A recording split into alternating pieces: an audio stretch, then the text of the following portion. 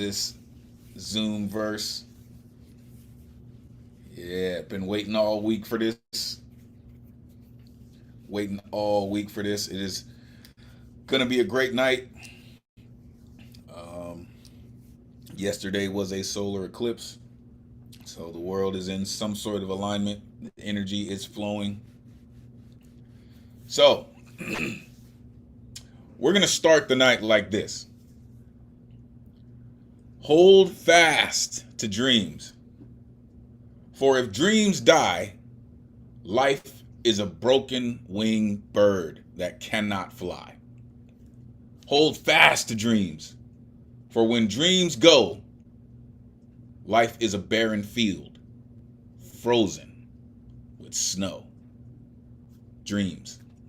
Langston Hughes. Welcome.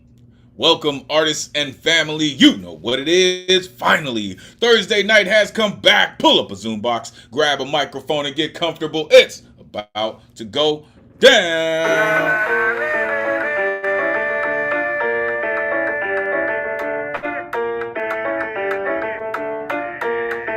Oh, yeah.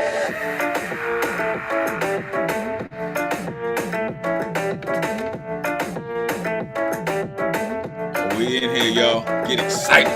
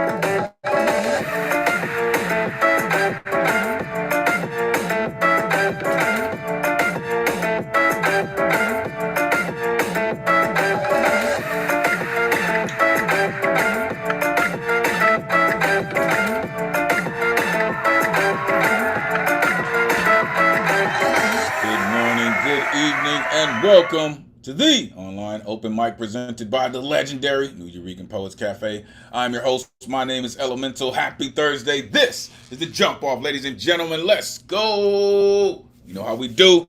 Do this and do this well. Welcome to episode 139. As we do every Thursday, 8 p.m. Eastern, 5 p.m. Pacific, streaming live on YouTube. If you're watching and you would like to join us in the Zoom, the number's on your screen, 860-4964-4756. Jump in, join the greatest community in the world. Trust, we're going to show you why it's called that this evening. We do this thanks to some dedicated folks who pay these bills. So we'd like to thank the New York City Department of Cultural Affairs, Bloomberg Philanthropies, the Howard Gilman Foundation, and New York State Council on the Arts for hosting these free online events. You can add your energy to the mix with a tax-deductible donation by going to neweurekan.org/donate. Every increment counts. There is no number too small. Make sure you are plugging in with the dopest tech team in the Zoomverse. The one only Matthew Model Keen in the building, Storm Lake in the building, Jersey in the building, man. Also, one half of the dopest tag team hosting squads. I'm telling you, all kinds of dope. Shout out my man Paul Queso. Also, my man Kid Kuza, Brian Lee. Make sure you are plugging in. And as well, of course, the one and only Ron Mark Thompson, a.k.a. RMT. You're not down with RMT by now, damn it. You should be. That cat's dope. All the way up in the BX, you know what it is. This is where you can find me, Elemen2al.com. Take out the T, put in the number 2, Elemen2al.com. So many things going on. Make sure you plug in, all right?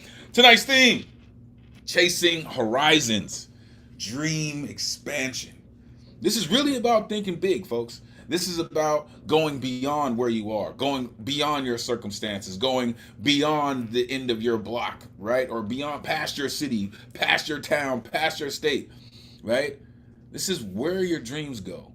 This is really about thinking big. No time for thinking small anymore, folks. It's time to dream the biggest dreams that you have, all right? Seriously. If your artwork is not on theme this evening, that's still totally cool. We are still looking forward to all of your incredible genius this evening. All right. Next week's theme coming at you. Really, like I didn't plan it. It's just yay. The price of time, borrowed hours.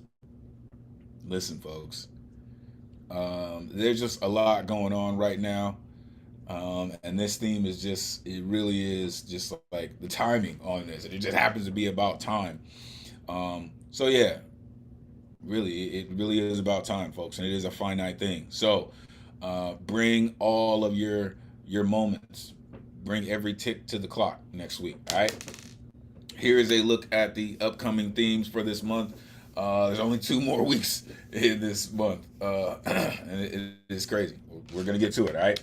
So let's get to the rules so we can get to the artistry this evening. Artists, turn your cameras on. We are trying to simulate a live open mic stage as much as possible. Plus, we love to see all of that energy and exuberance in your performance. Have your artwork ready. We do have a full list. We more than likely will have people on the good luck round. So have your artwork ready. Artists, you have 4 minutes to rock. All right, 4 minutes to rock. As you come up to get on the mic, you will start to see a countdown timer in on your screen, right? Boom. As that countdown timer is counting down, please be aware of your time. All right. Once your timer expires and it gets down to 0, you will hear this sound. Once you hear that, you'll have 30 seconds to wrap it up. All right. We are doing this to ensure that everyone gets the same amount of time. We're respecting each other, the community, the mic, the venue, everyone. So please keep that in mind. All right. Don't have the mute come to you. All right. Please keep it right. Keep it tight. All right. We have reached the time of night where the artists come to do their thing, and that's this place, that's this time, right? They are explicit lyricists. Maybe even bring about some triggering flashbacks. But the founders of our cafe were major proponents on the freedom of speech, and we will make sure it maintains in the vein of everything we do. Therefore, there is no censorship other than any hate speech or any ism that people may use to manipulate, which will not be tolerated. What we do here is a living, breathing trigger warning. Thou hast been warned. Seriously. This is a true call and response space. After these artists get up here and they share a true essence of who they are, you will see this pop up on your screen. This is when you get a chance to share all of that energy, all of that exuberance with the audience. Don't worry about the noise, y'all. It's the rowdiest night of the week. I'm serious. For any fans of sports, it's coming back. Tonight's one of those nights. So don't worry about the noise. Make sure you share it with the community, with the world, and it will be returned to you. Trust. The guaranteed list tonight is closed, all right, because signups begin 24 hours before the show, which will be Wednesday at 8 p.m. Eastern. Sign up, you go to neweurekan.org, click on full events calendar, click on a Thursday that you want to get down on, and you need that artist RSVP ticket, all right? They won't populate until 24 hours before the show, all right? Last night, 90% of the tickets were gone in 2 minutes. So make sure you're on it, all right? Set your timers, get the tickets because they're hot, folks, all right? Tonight's list, man, full of incredible artists that came to really do this. All right, every person that you see on this list is really about the life of a poet, the writers that bleed ink. This is what it's about, folks. All right, so let's get to it. There's all my rowdy friends here on Thursday night. What's good people? Oh man. Jedi Master is here. Ike Waltz is here. Lantern in the building. Angelina. Miss Asia is here. Poetastic in the building. Sam Hardy. Auntie April is here. Lady K in the building. Alan Gary is here. Naomi is back. Welcome. Dr. Z Page. What's good? Jesse Marie in the building. Tara Lee is here. Prince of P is here. Joski C in the building. I see mathematics coming in the door. Yo, it's gonna be an amazing night, folks. Looking forward to it as always. So, let's get to it. So last week, I mentioned the passing of one of our really good friends, Thomas Open Minds. There's some things that are going to be coming up soon, so just be on the lookout for that as we celebrate his life. Also, make sure you are sending your love, your energy, and your prayers to the manic poetic mechanic. All right, he just really all the energy. Just send it that way. We're gonna have a great night, folks. So let's get to it. I will post this evening's list into the chat, and we'll get it started, folks. Really, like we always do at this time,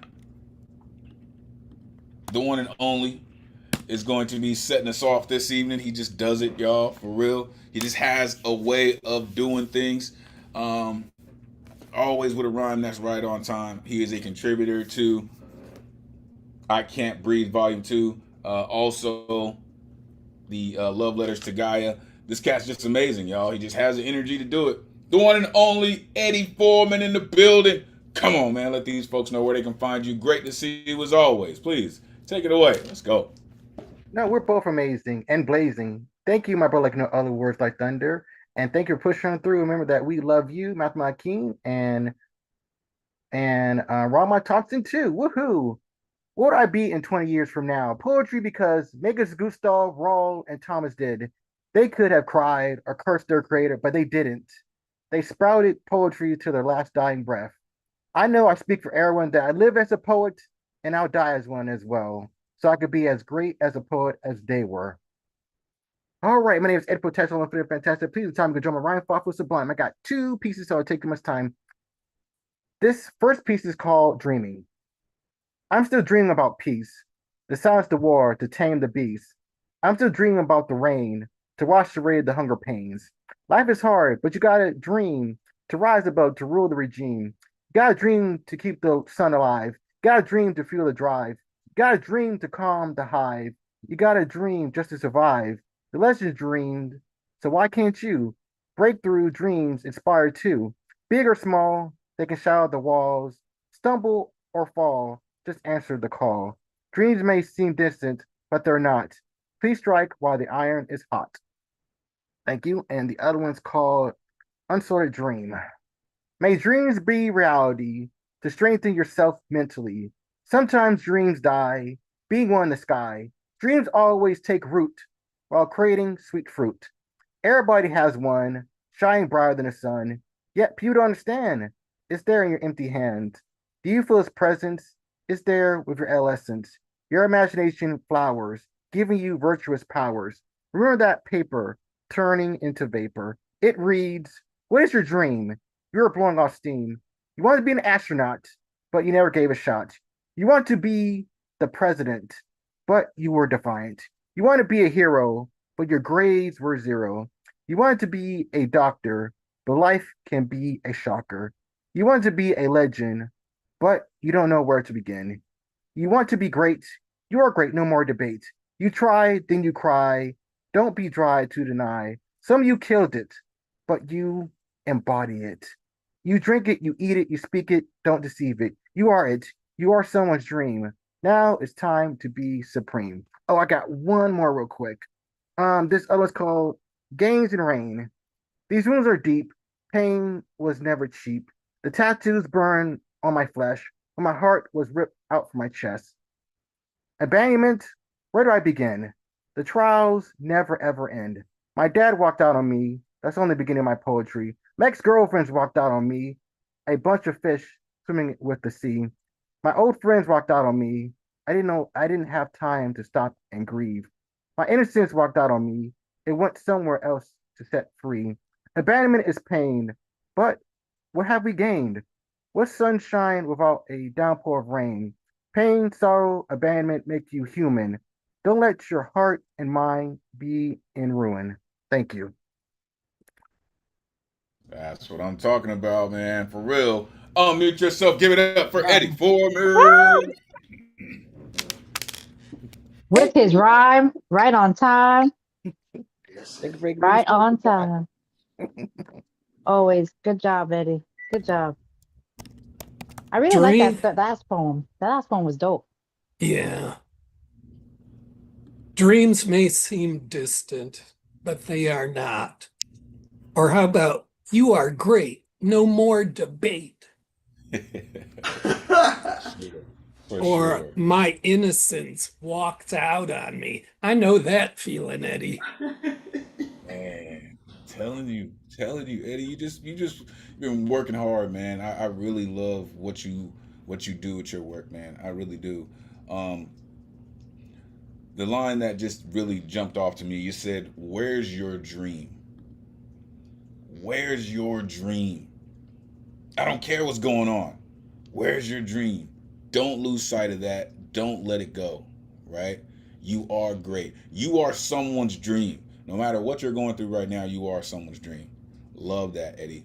Thank you for doing what you do, man, and continuing to share it with us. That dude's dope, man, for real. All right, y'all. Starship is underway. Let's keep it going. Coming up next, this gentleman always comes through. Love his writing style. His voice is always radio ready, and he just writes this kind of work, man, that just sticks to your bones. I'm telling you, a la Mr. Chicken Soup himself, the one and only Alan Gary in the building. Come on, let these folks know where they can find you. Great to see you as always. Please take it away. Thank you, Elemental. Friends, you can follow me on my Alan Gary Facebook page. Tonight's theme, Chasing Horizons, Dream Expansion. There are times in life when it seems to close in on your ideas, and the question, how do you break out of the mundane and focus on the horizon? When circumstances try to minimize your passion, how do you expand your dreams and fill the sky with galaxies of ideas that no amount of darkness can dim? I will tell you how I do it with my piece called Chasing My Horizon. Can I capture an illusion and tame it, make it my best friend? Like sandcastles filled with royal dreams, here today, gone tomorrow, washed away by the tears of a million waves. I see infinity as I catch the rain, as the sky showers my soul, trying to stop the deluge. Yet the downpour delights in its elasticity. If my world is filled with storms, could never-ending rainbows be close behind? Thank you. Oh, man. Unmute yourself. Give it up for Alan Gary. That was like a quick 1-2 knockout. Thank you. Thank you. Thanks. Wow. My ass hurts now from that fall. Appreciate it. No, it was great. Good job, Alan. Thank you. It's always good to get poetically knocked on your ass. I see infinity as I catch the rain. Yeah. Yeah. That's just a beautiful idea, right? Your first line, can I capture an illusion and tame it? Like, that's what I love about poets, is because we think the thoughts that people don't believe are possible, and then we make them a poem. um, I just love your whole setup to this poem. Really, your approach to it, and that's really what it's about, right? Is about looking at infinity. Is about taking an infinity and making it something tangible, and that's exactly how you worked it into this poem. That's just brilliant, sir. Thank you. I appreciate all the work that you put in. All right, let's keep it going. Coming up next, this artist, she works hard, man. Really, she has a way of like bringing people into the world that she writes about. Her love stories about Istanbul are just some of the best things around. Really, really love when she comes through. She is a representation of how a whisper becomes a roar. The one and only Sam Hardy in the building. Come on, Sam. Let these folks know where they can find you. Great to see you as always. Please take it away. Thanks. It's great to see you. Well, you built me up so high. Now I got to tell you that I'm reading my reject poems tonight. I'm reading the poems I rejected. So none of them have titles because I couldn't be arsed to do it. All right. I am not lost. I am not found. It's been years since my mind was sound. I am not happy. I am not sad. Sometimes I actually forget that things are so bad. I am not young. I am not old. But but after all these years, my actions are a lot less bold. I'm not yours, I'm not mine, but strangely I think of you all the time. I'm not a poet, and neither am I. These words don't make sense. I feel like I could cry. And then she leaves bruises like galaxies on my heart. I look at her and I feel the distant stars in her eyes, pulling me into her orbit. Is the fact that I'm falling in love with her any big surprise? She's the morning sun and the evening star that shines and whose light guides my way. She comes and goes like a streaking comet, although I wish she'd stay. She is my night, and when I'm in her space, I can hardly breathe. Her kiss stills all the oxygen. It's an attraction with no reprieve. She pulls me to her and breaks my gravity. I can taste the stardust floating off her skin. Her breath steals mine, and I'm lost in her constellation, making my head spin. She finally releases me to dream another day of her and stars and galaxies and head spinning constellations oh so far away. Hold on, let me skip down to this one. Let's see. I'm drowning. I can't breathe. Attacked by uncontrolled emotions with no sign of reprieve. I reach for your hand. It's there, then it's not. I can't keep up. I need things you can't give me. Yes, I need them a lot. What should I do? And then this is the last one. You told me you like poems about water. I couldn't help but grin. I guess I have a dirty mind, but making you wet would be so sublime.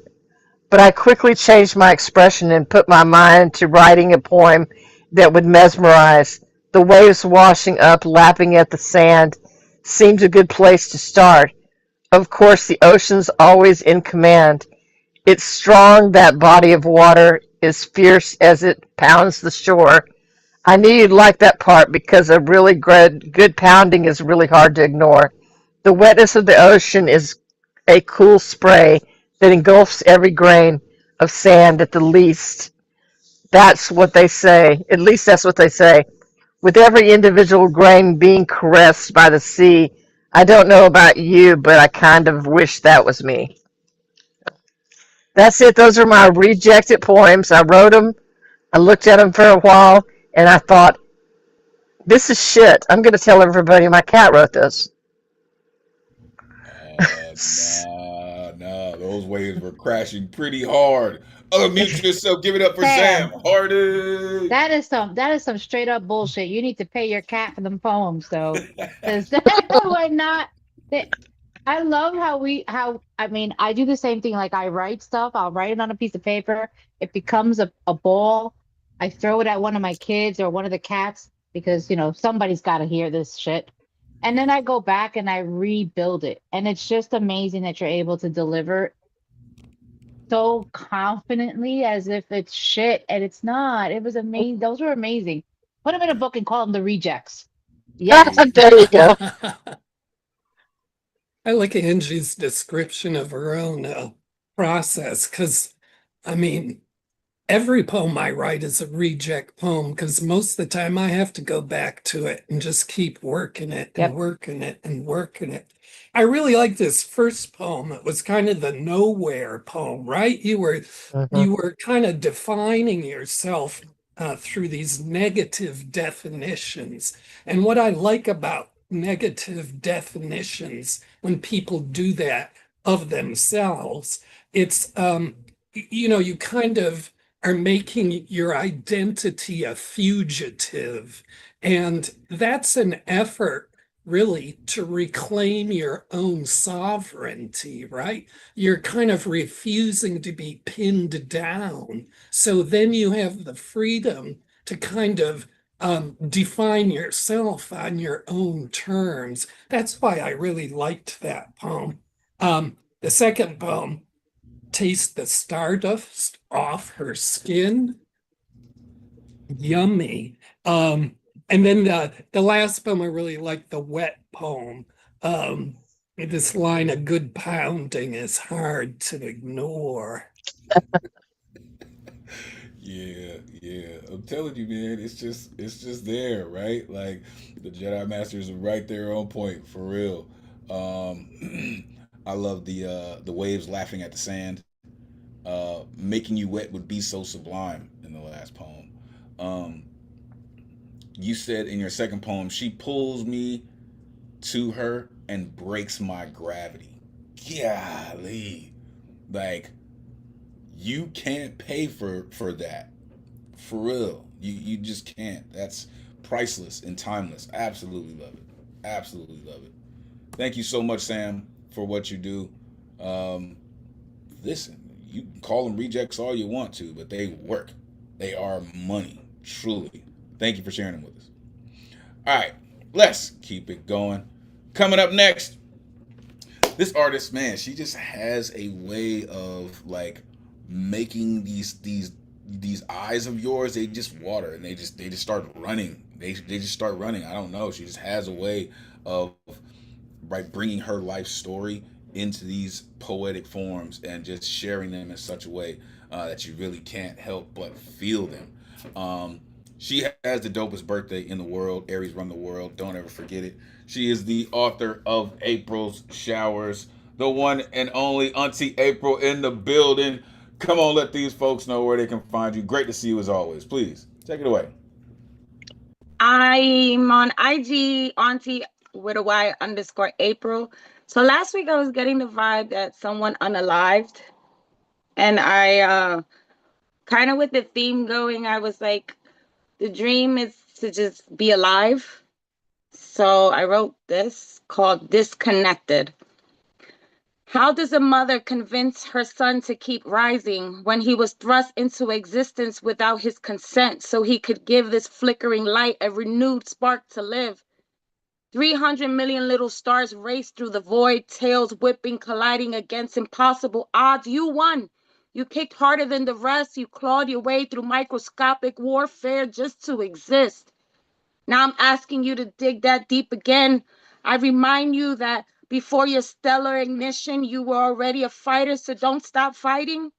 Your purpose is nebular, still forming. There's a whole galaxy around you that has nothing to do with me. I just need you to believe. In relation to the horizon, you determine the time of day. You power my off switch on the golden hour before it's too late. Now my morning keeps arriving. But how do I tell you that without shackling you to my weight? I won't take you hostage and I won't let you escape. So instead, let me apologize. I'm sorry.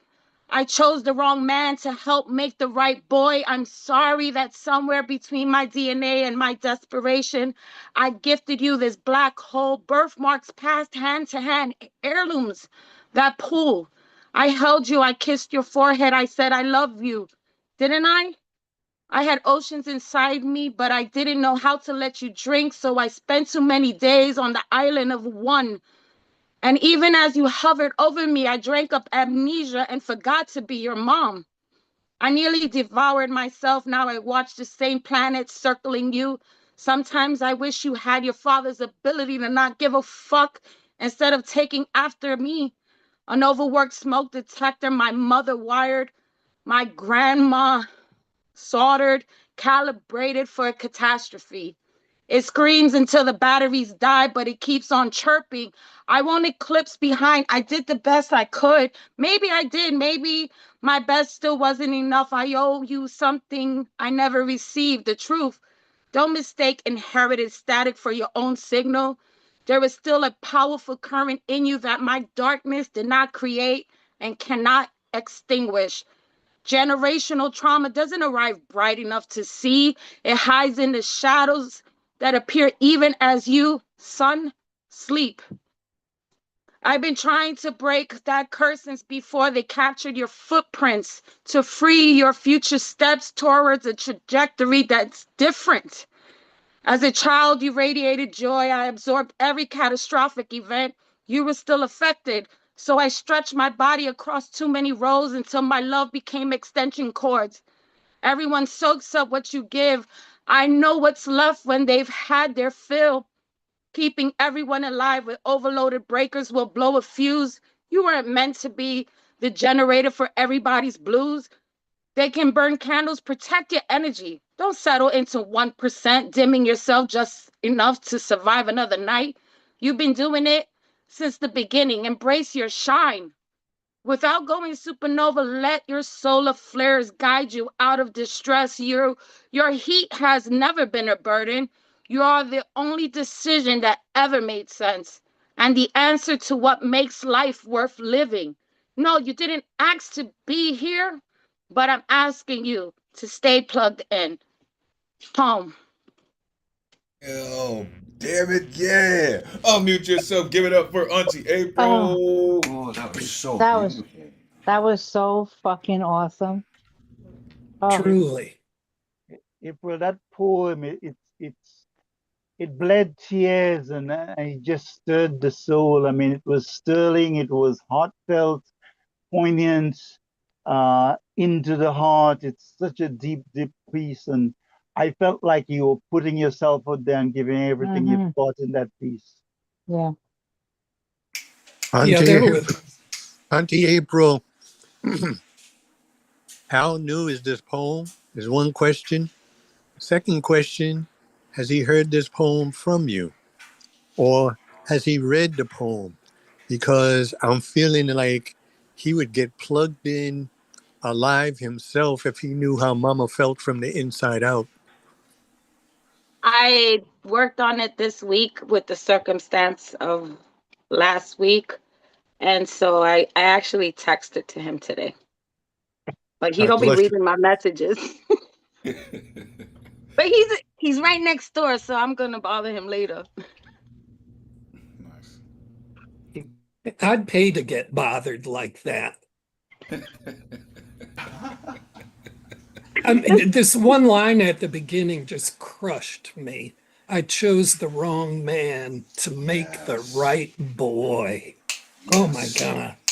And this poem in many ways is kind of a prayer for forgiveness, but it's almost a prayer for asking to be forgiven for being so innocent in a way. I just thank you so much for this poem because it imparted so much wisdom. It was one of those poems I just wanted to hear it keep going, Beautiful. Thank you. Thank you, everybody. And semicolon, okay, y'all. Keep going. Don't give up. Like that. I like that. I like that. That's really dope.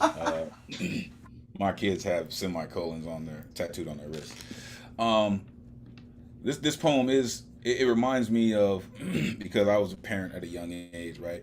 And it just reminds me of when people become parents at young ages, they don't know how to do all the things, right? And so we make a lot of mistakes. And once you get old enough to realize the mistakes that you made, these are the kind of poems that come out of them, right? And you want to apologize to your children for all the things that happened and the wrongs that you got wrong, but you recognize the things that you got wrong, and this is what comes of it, right? I really love this power aspect that you brought in this poem, right? The Island of One was really dope. Drank Up the Amnesia. I owe you something I never received. Um, Keeping everyone alive with overloaded breakers will blow a fuse. Come on, come on, man. You power my off switch on. Give the flickering light a renewed spark to live. Your heat has never been a burden. Like it's just money. Thank you, Auntie April. Really, I know that's a rough one. It took some heart to write that, but thank you for sharing it with us. We appreciate you. All right, let's keep it going. Coming up next, all the way across the pond where it's wicked late, this gentleman is the most eloquent writer in the world. You're about to find out. I like to say that this gentleman and Love got a thing going on like Billy Paul and Mrs. Jones, hence Dr. Love himself, the one and only lantern carrier in the building. Come on, let these folks know where they can find you. Great to see you as always, sir. Please, take it away. I tread the path of beacons, striving to expand my visions, but like a bad Olympic athlete, I stumble over hurdles, rise, then fall again. I reach for too many stars, forget the beauty of constellations. I was always chasing rainbows and horizons. I'd be married by mid-20s, I said, have a job, a house, and children by 35, paid mortgage by 40, and of course we would then travel the world and enjoy ourselves with our savings. In life, the grass may indeed be greener on the other side. Stardom, Hollywood, Bollywood, name and fame. But what if, like rainbows and horizons, I keep moving to a goal which consistently pushes ahead? Will my vacations, family, and property satisfy my yearning? I tend to chase after blue skies and sunrises, striving for the next goal. The vista seems alluring, yes, but like a mirage, the closer I get to the casino jackpot, the further it runs away. The beacon in the distance points the way, yes, but is never the way itself. Vanity and desires propel me, yet the very sense that the deer sought was not outside it, but hidden in the musk of its own being. I fight wars, then pursue a peace which seemed to elude me, not recognizing, like the deer, that true peace is within and requires the tenets of soulful practice, of silence, consistent one pointedness, and a burning intensity to rediscover my true nature. Sooner or later, I'm forced to expand my dreams, to look inwards for answers as this beautiful world becomes my transitory ghouls, maladies, and shadows. Better the flame in a wild, windless calm that just does not flicker.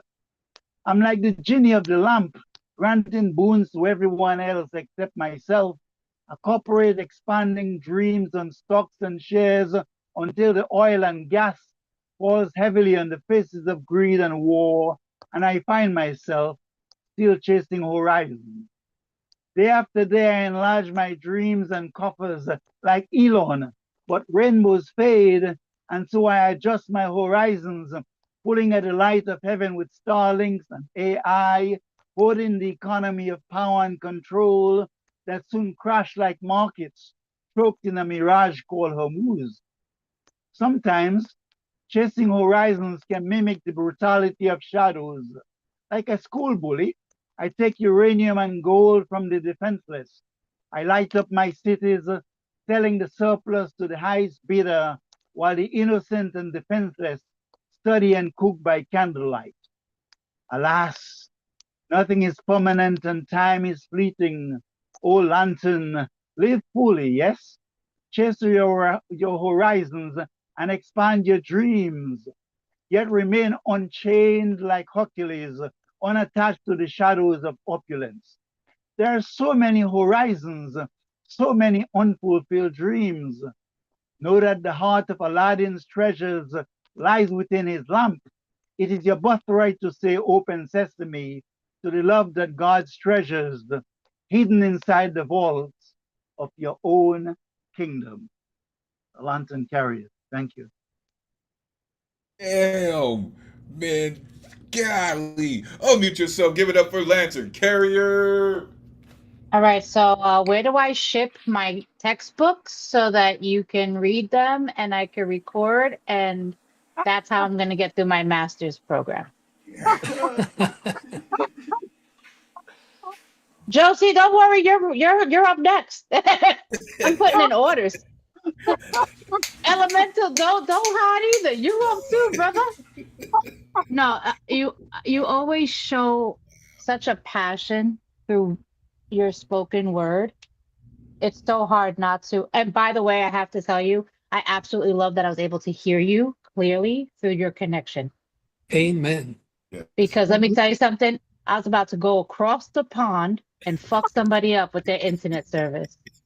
I'm in New So York. I'm here in New York. you're in New York? Oh, Yes. Explains. Lantern came home. Oh, well, somehow you did sound nearer than usual. no, but awesome job. Always. This poem was, you had such a beautiful and to me,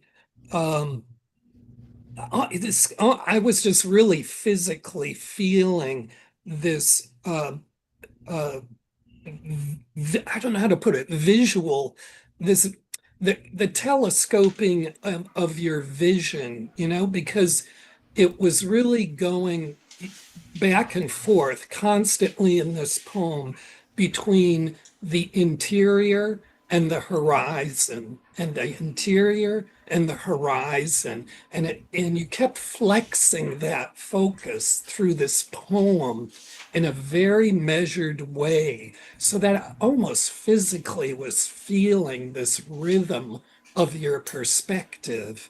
And it was just a really wondrous kind of sensation. And, of course, the poem's really organized around, this question, the age-old question of looking for a purpose. And I really got the sense and felt the substantial effort about kind of being on a pilgrimage in a way, looking for purpose and destiny.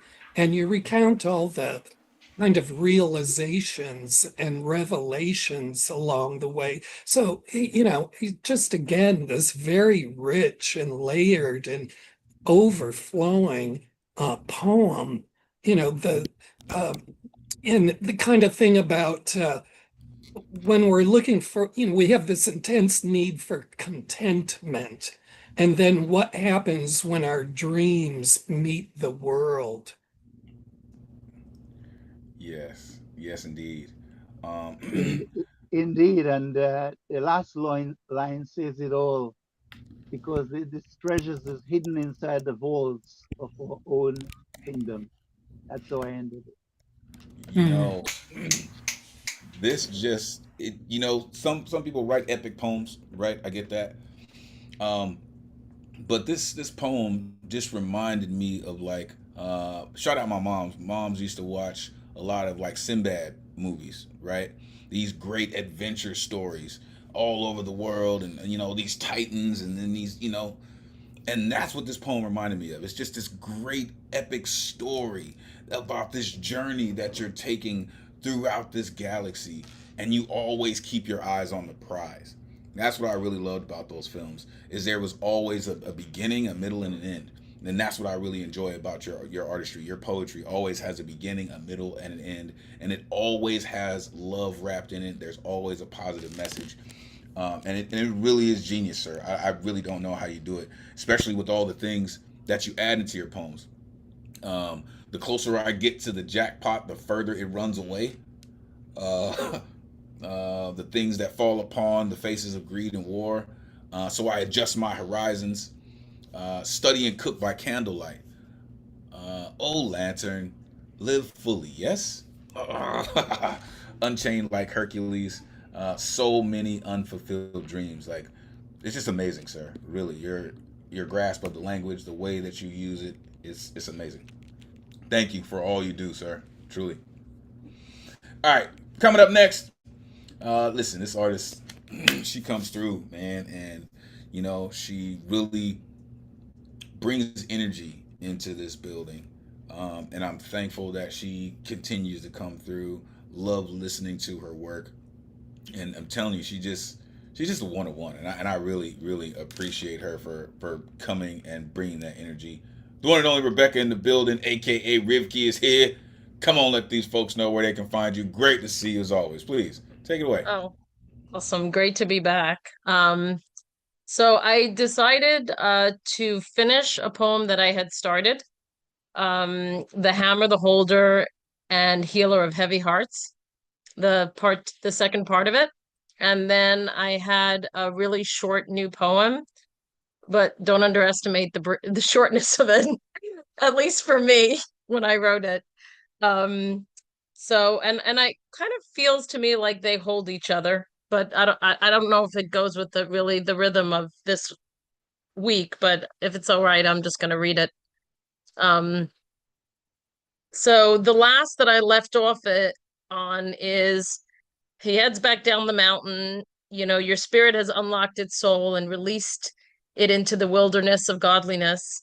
This is when you will travel back down the mountain with your inner child healed and forge through the forest in this of this world with spirit. That's where I left off. And this is where it continues. In your travels forward, you will meet with the Isaac within you. The part of us that once God's light has opened your eyes, they become blind to the trickery of this world, to the Esavs of this world. And you become a Jacob who is guided. Just 1 second. You become a Jacob who is guided by the wisdom, foresight, and fortitude of his mother Rivka in going forward to receive Isaac's blessing for the purpose of carrying it forward into God's purpose. Please tell me, please tell me. Yet, Please tell me. I can't right now. I'm just going to finish the poem and then I can help you. Sorry. Just 1 second. Yet, blessing and purpose is not a light load to hold. Yaakov's entire life carrying this blessing shows us a life of challenges, pain, and struggle with even the angel of God who would not stop fighting with him. And when Yaakov does not relent, the angel of God injures him, not letting Yaakov walk away unmarked. However, the injury is not marked by retaliation. It is a point of transformation where the Yaakov, holder of heels, will not let the angel of God go until he blesses him. And so he does, renaming Yaakov as who he is, an Israel, one who struggles with God. The angel's blessing was the recognition and identifying of Israel, as the angel himself had struggled through the dark night of the soul that lived within Yaakov, as he prepared to meet his twin brother counterpart, Esav, whom he had stolen Isaac's blessing from, and experienced Yaakov's unrelenting soul that would not let God go no matter what, maintaining the struggle without ever letting up. Even after the angel injured Yaakov, he held on without relent, even while weak and spent. The angel saw a spirit in Yaakov, who, in being a holder of heels, transformed and matured into a human who struggles with God through the darkest nights and stands rooted in godliness. The angel named what he saw Israel, one who struggles with God. And so a nation was born of this struggle and remains both in blessing and in struggle with God, an ever-present balancing act. This angel's injurious marking upon Yaakov was not one of retaliation for his unflagging spirit through the darkest of the night into the break of dawn. Rather, it was the marking of a battle unrelented, the injury marking a limp that maintains the memory of the constant and daily struggle with God. So our limp is a reminder that even in our darkest struggles through the night, an angel of God is fighting beside and with us, marking the end of a struggle with the limp that is the purple heart of the heavens. Sorry, I did not expect it to take that long, so I do not have time to read Fearless is My Chosen Fate. I'll save that for next week. What? Purple Hearted? Unmute yourself. Give it up for You know. Rebecca. Okay, so Rebecca's going to be added to my verbal book. Thank you. No, that was a very well put piece. I I loved know how it's you very, very biblical and intensely so, but it's actually meant to be much more about this very deep internal struggle of the human spirit. but it sounds like okay, so I'm a gamer, guys. Shh, don't tell too many people. I have to kill my time somehow. But it reminds me of like Zelda. Can anybody resonate with that? It's Like, a warrior that will not be ripped down. yes, She will be yes, bloody and fucking yes. torn from limb to limb, And and her as face will be roaring. and even as the timer was going off, the sound effect that goes with it is very fitting with your piece. I really enjoyed listening to it and going like I'm being taken on a journey that although yes, it does sound biblical, it just sounds like a journey that we go through on a regular basis and don't realize how much depth there is in it. So I really appreciate you sharing that piece. Thank you. Thank you. I appreciate you all being patient because it's a rare piece that I wrote in biblical format that I even checked myself, and it means a lot. And I always get scared to share a piece, and that's exactly why I'm sharing it like that, like Well, something that seems too far out. it's expository writing, right? You're explaining all through the poem. So it asks for a slightly different kind of listening than, a metaphoric type of poem or a kind of narrative first person poem. You're explaining something and it's somewhat in a story format, but it does ask for a different orientation from the listener. And it is, very obviously, at least to me, it's a piece of writing about the struggle to maintain faith, right? And how faith is called into question not only by our internal feelings and thoughts, but by the circumstances outside of us. And that's really what I found to be the strongest part of the poem was how meticulously you were illustrating that struggle to maintain faith. And also for people to understand that Yaakov stole a blessing.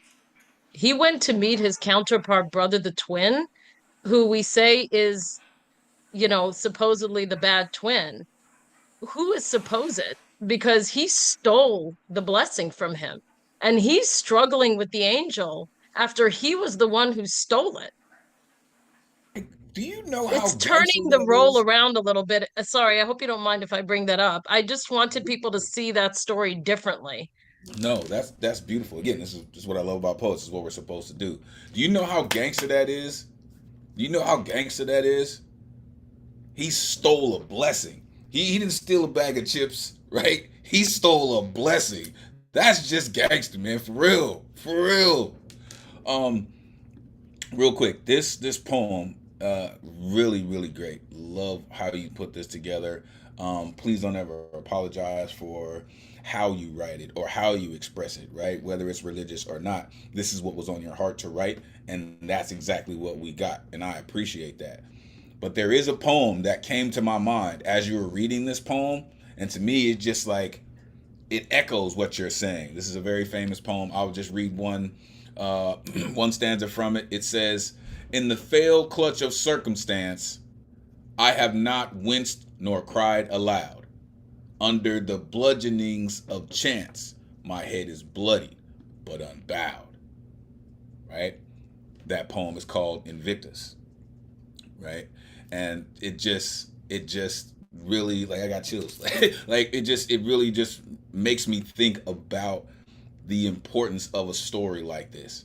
Amazing. If you're not familiar with that poem, it is not very long, but it is very powerful. Check into it. Thank you, Rebecca, for this poem. It really just kind of changed a lot of things. Just really great work. I love the fearlessness of this piece. Thank you so very much. All right, let's keep it going. Coming up next, yo, it's been a while, right? Um, Sure. it it's great to see you.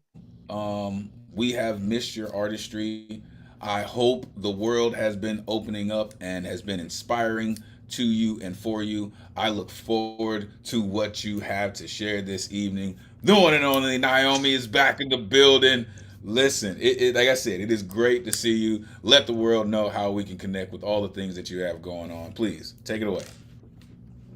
I- yeah, it's awesome to be here once again. I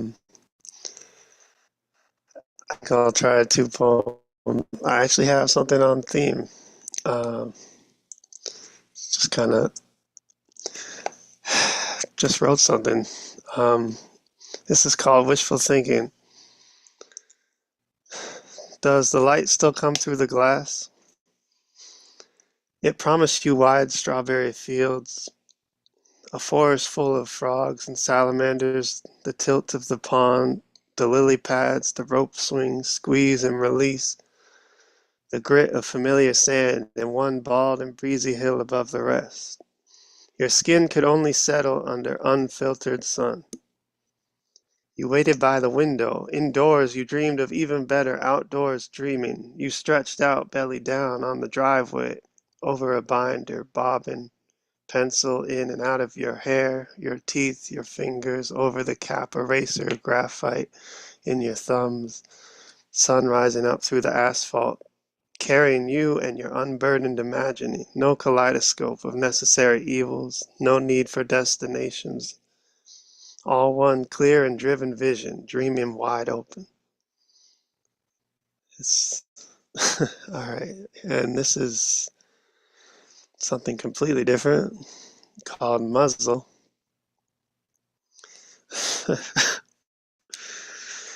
Okay.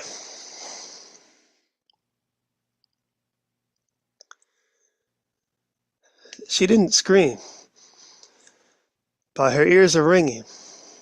Her life is over and away. The carpet is about to throw her up, drop her up, up and away. Love is gnawing inside the muzzle. She'll never claw her way out back to where she can't scream. They will hear, they will know what she is, know what she heard, say he didn't. She shouldn't know. She heard him say, shouldn't have heard, shouldn't exist. Daddy and me, the dynamic duo. Dynamic strangers. Stranger danger. This is what strangers do. This is danger. This is so much more than this voice this room can take. Sound is escaping, leaking, breaking her skin. Her skin will call itself selfish and stranger and sorry. No more questions. No more me. No more us. Nothing ever changes this. Never.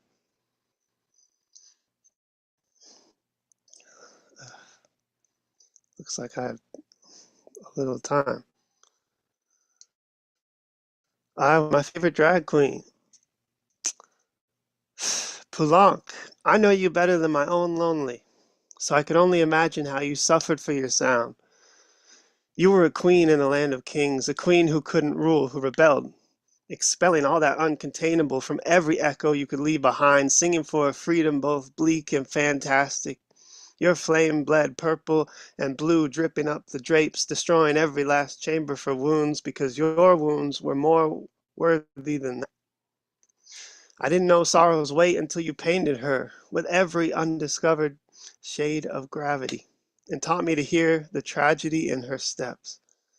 You let disaster into my home like an honored guest, regaling me, ruining me, remaking me, transfixing me somewhere between escape and disillusion, melting pretense from my bones until I claim the praise in every posture. My dear Francis, you reveal the inner lining of life, demanding a performance from every impossible place I've hemmed up inside, daring me to fully breathe, to stretch out my silky disbelief and take up a primal pose, expose my own unraveling's luster as I bleed, break, and become a woman. Poulenc, in my heart you are still here, dancing, flirting, scheming, screaming, shattering, flying. Don't you want to know how it feels, you sing? Don't you know you're just the universe in drag? Okay. Thanks. What an incredible line. Unmute yourself. Give it up for Naomi. I've missed you. Same. I've missed you. I've missed your energy. And that last line was such a mic drop. Oh. Such a fucking mic. Ah! I've missed you so much. We missed you. We missed you. Just amazing. Just amazing. Awesome. Oh, thank The you. universe in drag. Yeah. Oh my gosh. It's like just because of that line, we are all wearing costumes from it. There you have it. Yeah. But I really like the first poem. As short as it was, it really conveyed a sensation of freedom or being free. I really got that from that poem. And, this last poem was so powerfully felt by you, and just so many great lines. I really connected with the one near the beginning. I know you more than my own lonely. Um, you let disaster into my home like an honored guest. I would almost welcome that kind of experience. And that was just such a beautiful tribute poem. Um, we all are blessed when we encounter in our lives a person who acts as the door opener, the facilitator, who has senses something about us, ourselves, that we're not ourselves quite connecting with, or we may be, but we're not so conscious of it.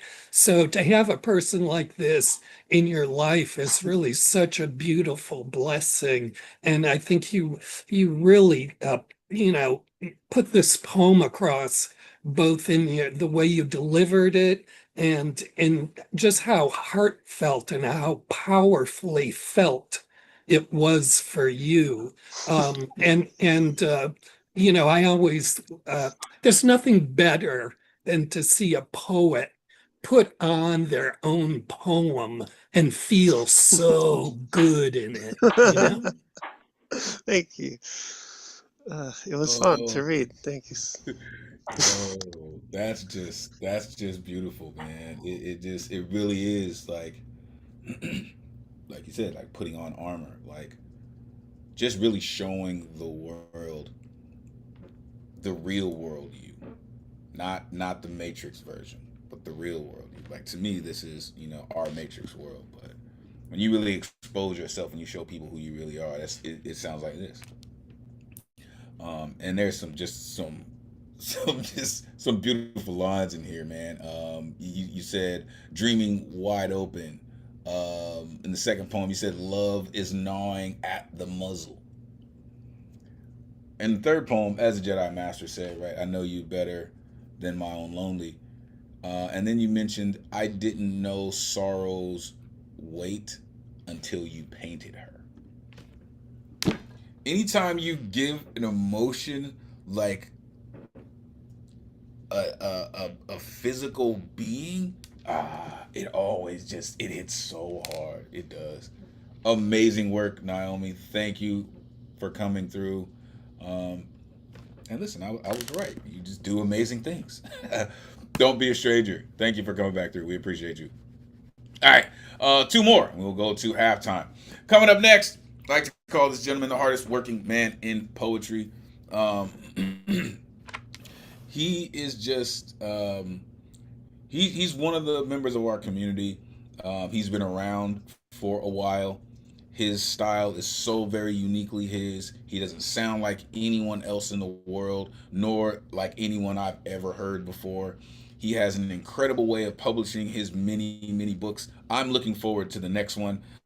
He is the publisher of Le Petit Requiem, as well as Scolpiti, and clearly he has the next one already in his screen. I'm looking forward to it. I like to call this gentleman the Vincent Price of poetry, the one and only Ike Waltz in the building.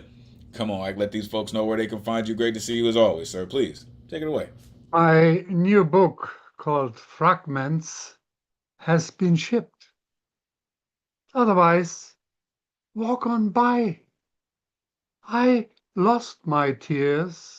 I cannot wipe my sorrow any longer away. Any more that passed so long ago, the 60s, now so far, a yesterday's play. I lost my weeping, my soft words turned harsh and dry. I even forgot what to find and how to lie. Nothing compares what is there to say. Ever since I missed you, yesterday, happy tears, so long ago, romancing, so far away. The sun now flat, hot and dry. The night rhymes only with a now so restless. Yes, I am sad and cry. My bed like a concrete man-made cave where roses lost their ground. The sound remains, reminding of your long evaporated sigh. What an incredible edible was your kiss. Thinking of you, that voice that woke such depths in me, your kiss, our lips, I do forever, I miss. Yes, there was Hale Davis, there was Carol Bayer Sager, and there was Burt Bacharach, rest in peace. But I just walk on by. Your soul bonded with my pounding heart, Dionne Warwick. Yes, your voice was all but mine. It was your femininity, your magic, your beauty, so sublime. You gave me for the first time peace and happiness. And I begin to cry each time we meet, and I walk on by, walk on by. Surrealism in bed. She wants to be alone with you, but who is he? And what is Pooh? Let's simply call them Bibbidi Bobbidi, me and that meaningless Pick-a-Poo.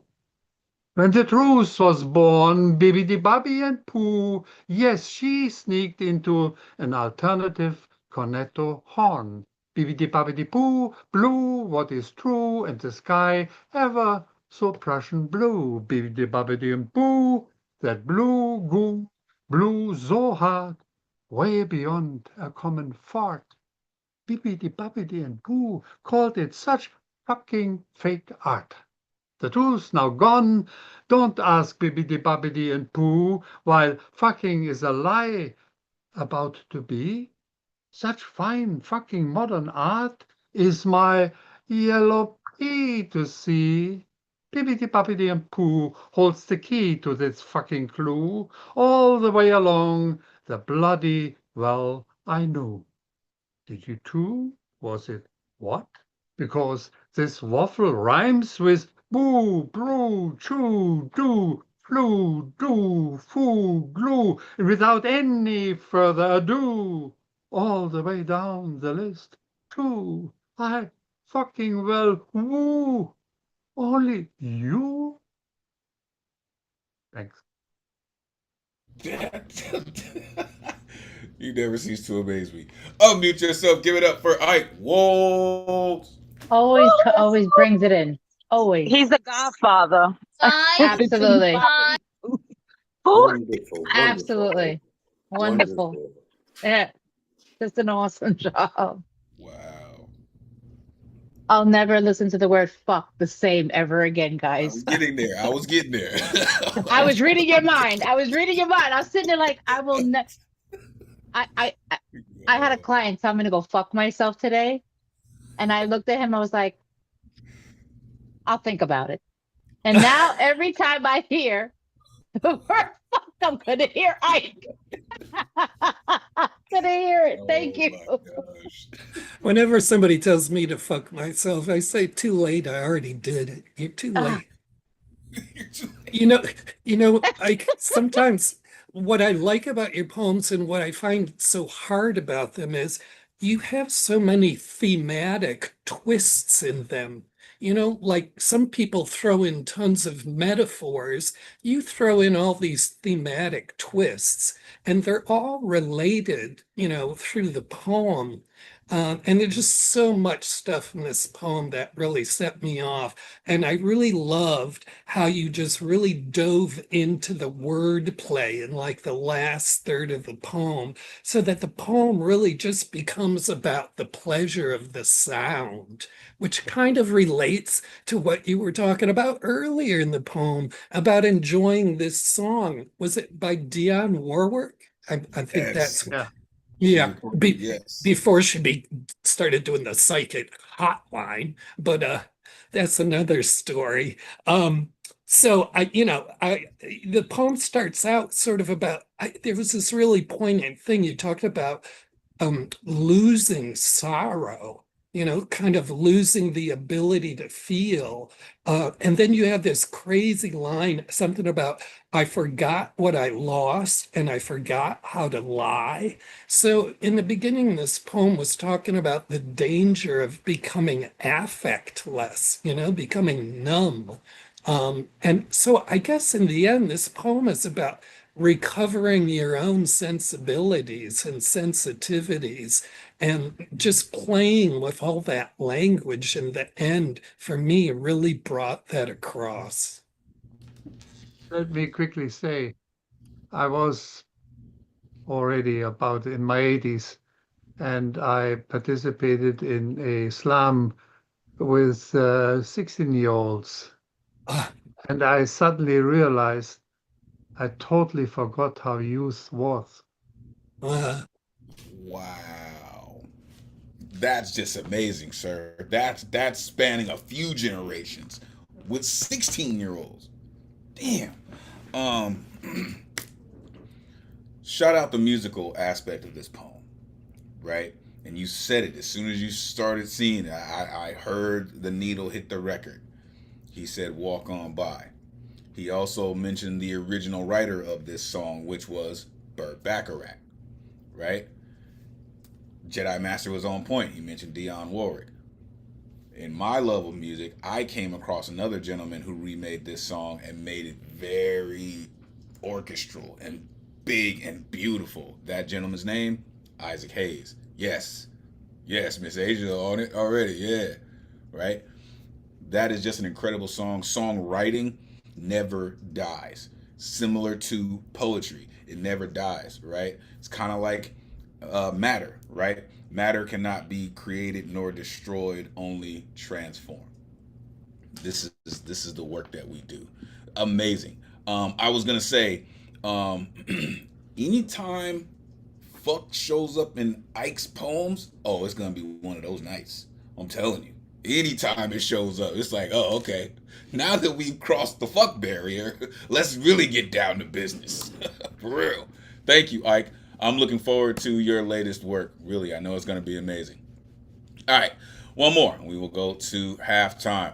Coming up next, yo, this gentleman is a warrior in the truest of forms and senses. He is a poet. He is a playwright. He is a pushcart nominee. He is a former fencer that traded his foil for a pen. Author of Four Crescents, Black Calculus, Evaporating Rage, and many, many more. This man is just absolutely incredible. The one and only Norm Mathematics in the building. Come on, let these folks know where they can find you. It is always great to see you. Please, take it away. Hey, good evening, my people. Let me just say this from the outset. This theme of horizons is not just about where the sun disappears. It goes from one fingertip to another, like as far as you can reach. That's it. Okay. And I love the fact that the theme itself, when I put it in my search, this is what came out of my archives. And it's a poem from my first book, Get Home Safe. Poems for Crossing the Community Grid. The title is Marginalized Fringes. I'm being doubly redundant. Let me be the last one in the door I thought was the front door. But when it closed behind me, became the back door. First one through, last one out. Last one in, first one out. Which one am I? When the quota is met and the margins are filled, the back door, which used to be the front door, swings open. I am the first one welcomed out to the fringes of the academic university system, to any remedial high school, city college, where I can get all A's if I really want to be successful. Dude didn't get that I was already successful, recovering from a 3 strikes and you're out setback. Form needs only admissions director's signature for readmission to this Ivy League school. Strike 1, young. Admitted to university at 16. Skipping grades because I was ahead of my age in public school where teaching was too slow for my learning. Strike 2, gifted. Classical piano performance, high school orchestra cellist, international competitive fencer. When he looked from the line where his signature was required back to my face, he saw my whole village rise up around us. Before his eyes, I became my whole tribe. There were no margins to fill, only horizons stretching in all directions. No fringes to stitch together, only expanding edges. He could only sign the document. I knew his fear. I'ma bring in more, like me. Like when the scouts became the invaders, that became the victors, that told the lie, that became the truth, that became the history, as in the historical lie that is written as make-believe greatness to return to. A lie twists like a scarf in the wind. Too much time spent defending it, trying to remember it. Who cares about omitted facts? The truth stays the truth. Whether it's remembered, a detail is left out, or forgotten entirely.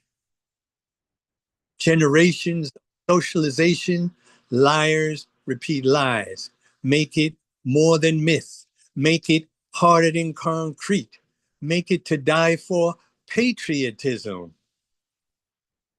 Strike 3, Black. Self-aware in community, 2 years blacker than when I entered. I know his fear. Just sign the document. Don't be afraid. When I settle in, I won't treat inhabitants like people whose futures are marginalized. I am nothing like the past you want us to forget. I am nothing like the future you want us to be afraid of. You intimidate yourself. We ain't going nowhere. Peace. Ooh, yeah, man, I love it. Unmute yourself. Give it up for the Yes. maestro. Let them know we are not going anywhere. That's powerful. Fuck. Hell yeah.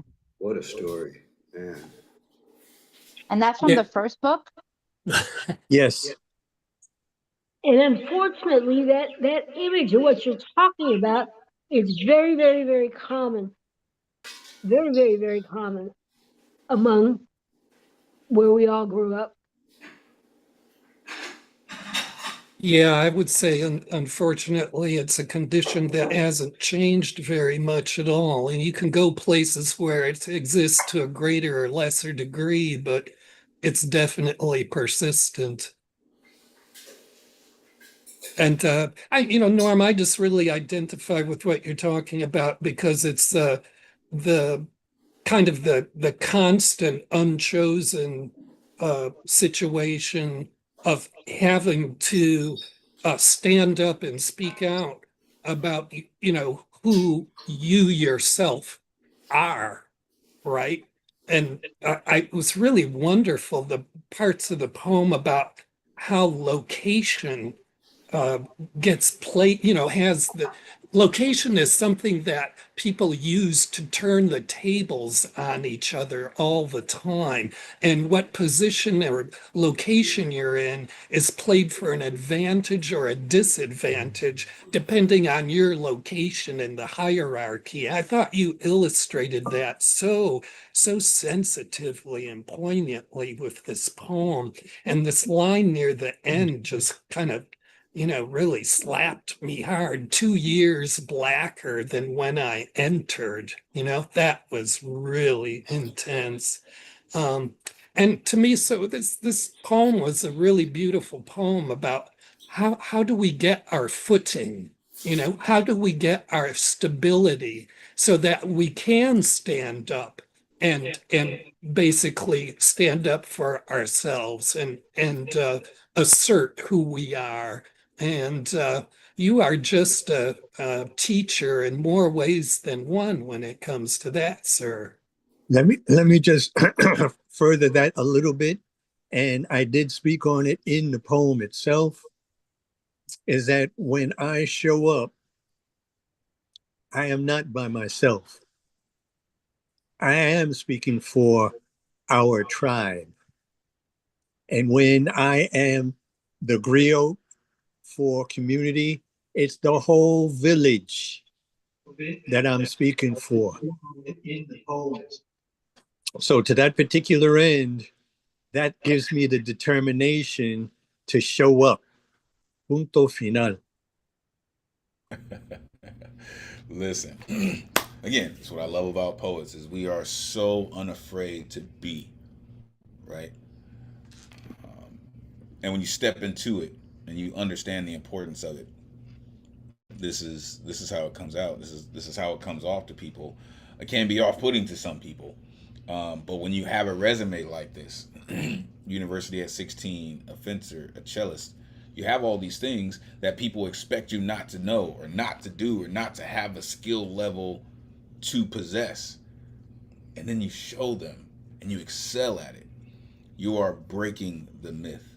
You are breaking all those stereotypical bonds that some of our ancestors struggled with. So, yeah, when you show up and you are those things, you're just making sure that the people coming behind you don't have those same struggles. That's called trailblazing. And I appreciate all of that work. Really, it's necessary. Amazing. Amazing. Thank you so very much, everyone, for coming out, for hanging out in the first half. We are going to jump into halftime. Got about a 5-minute break. Do all the things that you need to do. Our second half is amazing, chock full of incredible artists. So stay close, folks. Really, I appreciate everyone for being here this evening. Could have been anywhere else in the world, but you are here rocking with the greatest community in the world. We will be right back, folks. Good evening, and thank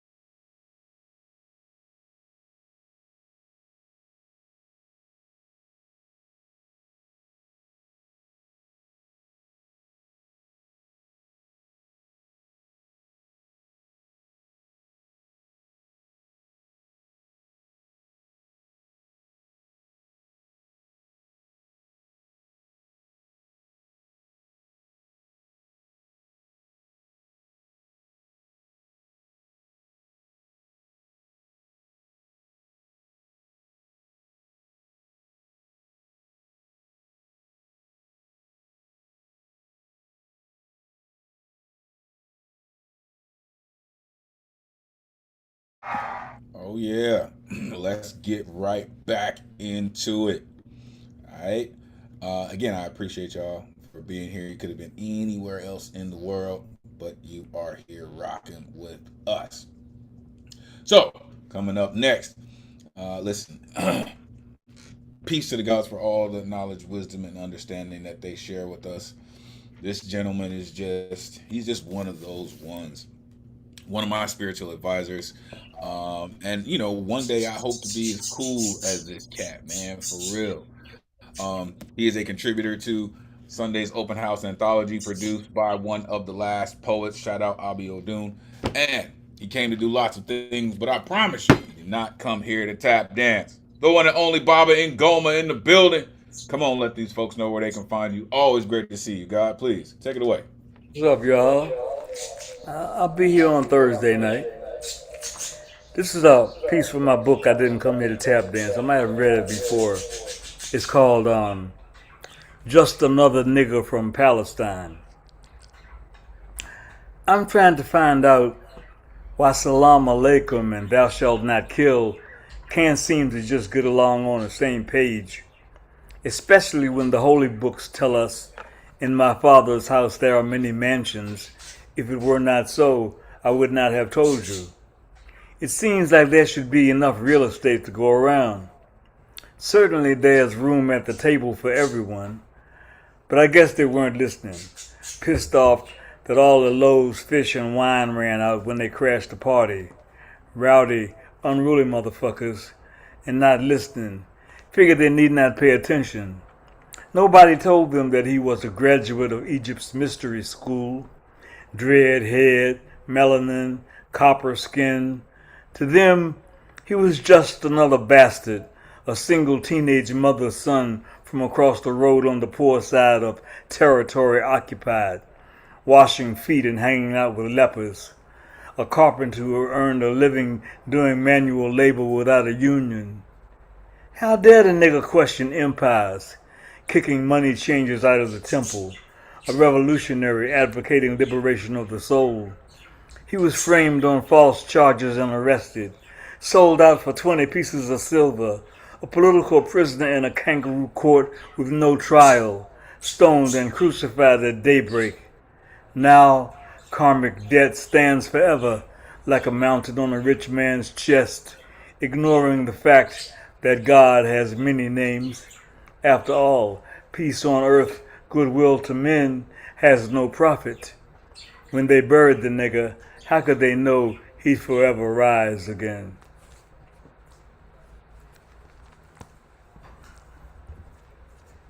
I mean, come on. That's how you get punched in the throat is with a poem like this. You see what I'm saying? Unmute yourself. Give it up for Baba Ngoma. Def- Yes. Woo! Definitely have heard. I think I've heard this one before, but I love hearing it. And the Candace is just like the cadence is just such a it punches at every part it needs to. Just awesome. Thank you. Thank you. Yeah, I always like when you use an instrument, but when you talk these rather shorter poems, it really becomes evident, you know, your main instrument is this really, really solid voice you have, and you speak it, from the chest and the gut. It's just very, very solid. Yeah, that's usually what pillars do, right? They stand firm no matter the storm that happens, no matter the chaos that goes on around them, right? Pillars just stand firm. Like, I don't care what y'all doing. I'm supposed to stand right here, and I'm supposed to hold this up, and that's exactly what you do on and off this space. And I just love how you just bring so much soul into what you share with us, right? You said a revolutionary advocating liberation of the soul, a political prisoner in a kangaroo court. Um, God has many names. Please hear that. God has many names. Find whichever one works for you. because there is one. Trust. Appreciate you, God, for all that you do. Really. Thank you. All right. Let's keep it going. Coming up next, listen, this artist, she just happens to be one of the best in the world. Um, she is consistently ranked in the top 10, if not the top 5 of every competition she enters. Um, like, I want to call her Miss Final Stage because she tends to be the only woman that finds herself on final stage in a world where, in the slam world where it's really dominated by men. She tends to be the only woman that is like bodying these boys. Like, hey, you gonna make room for me, man, for real, for real. She is author of Heavy is the Pen, Words into Healing, A Black Woman's Soul Journey. The one and only Lady K in the building. Come on, let these folks know where they can find you. Great to see you as always. Please take it away. Hi, everybody. So I'll say more about this when Jesse goes up, but we have been in the lab this week on some whole other shit, on many levels. So I had a whole poem that I had done for the theme.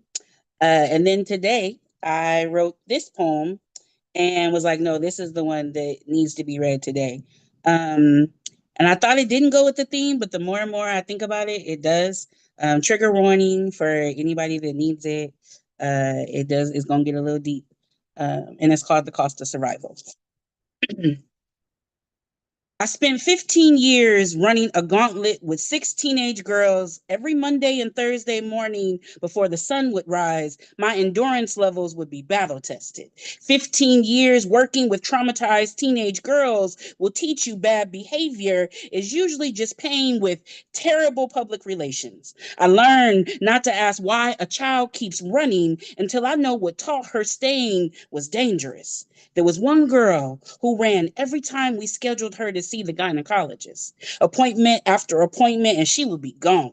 We thought she was refusing health care. Turns out she was refusing to surrender the only weapon nobody could take from her. See, before she came to us, men trafficked her, turned a child's body into inventory, made purchase orders out of predators, and somehow she was the product society kept returning to the shelf. Her body caught diseases because nobody caught the men. By the time she reached us, infection had become strategy. The other girls teased her about the smell, called her dirty, and she knew she smelled, knew they laughed, knew humiliation was waiting every time she entered a room, but humiliation was safer than being wanted.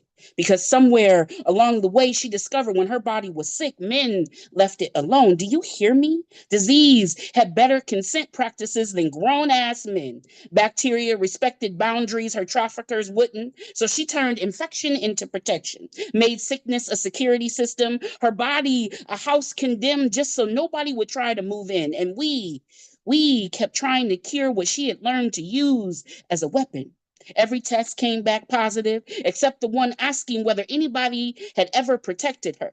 Positive for infection, negative for safety, positive she needed treatment, negative the treatment felt anything like secure rescue. See, I thought healthy meant safe. She knew better.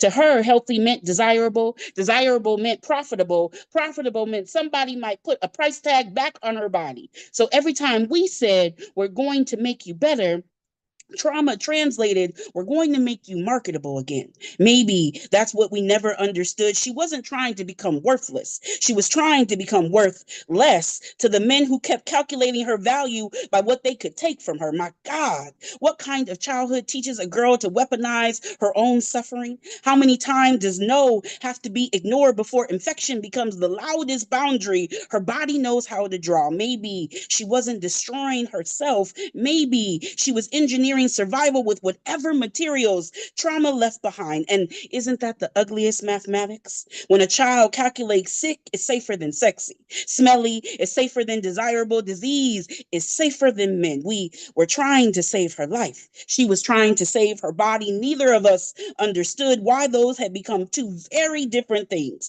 Everybody loves a survival story. We applaud the living like breathing means they got out for free. Nobody asked to see the receipt.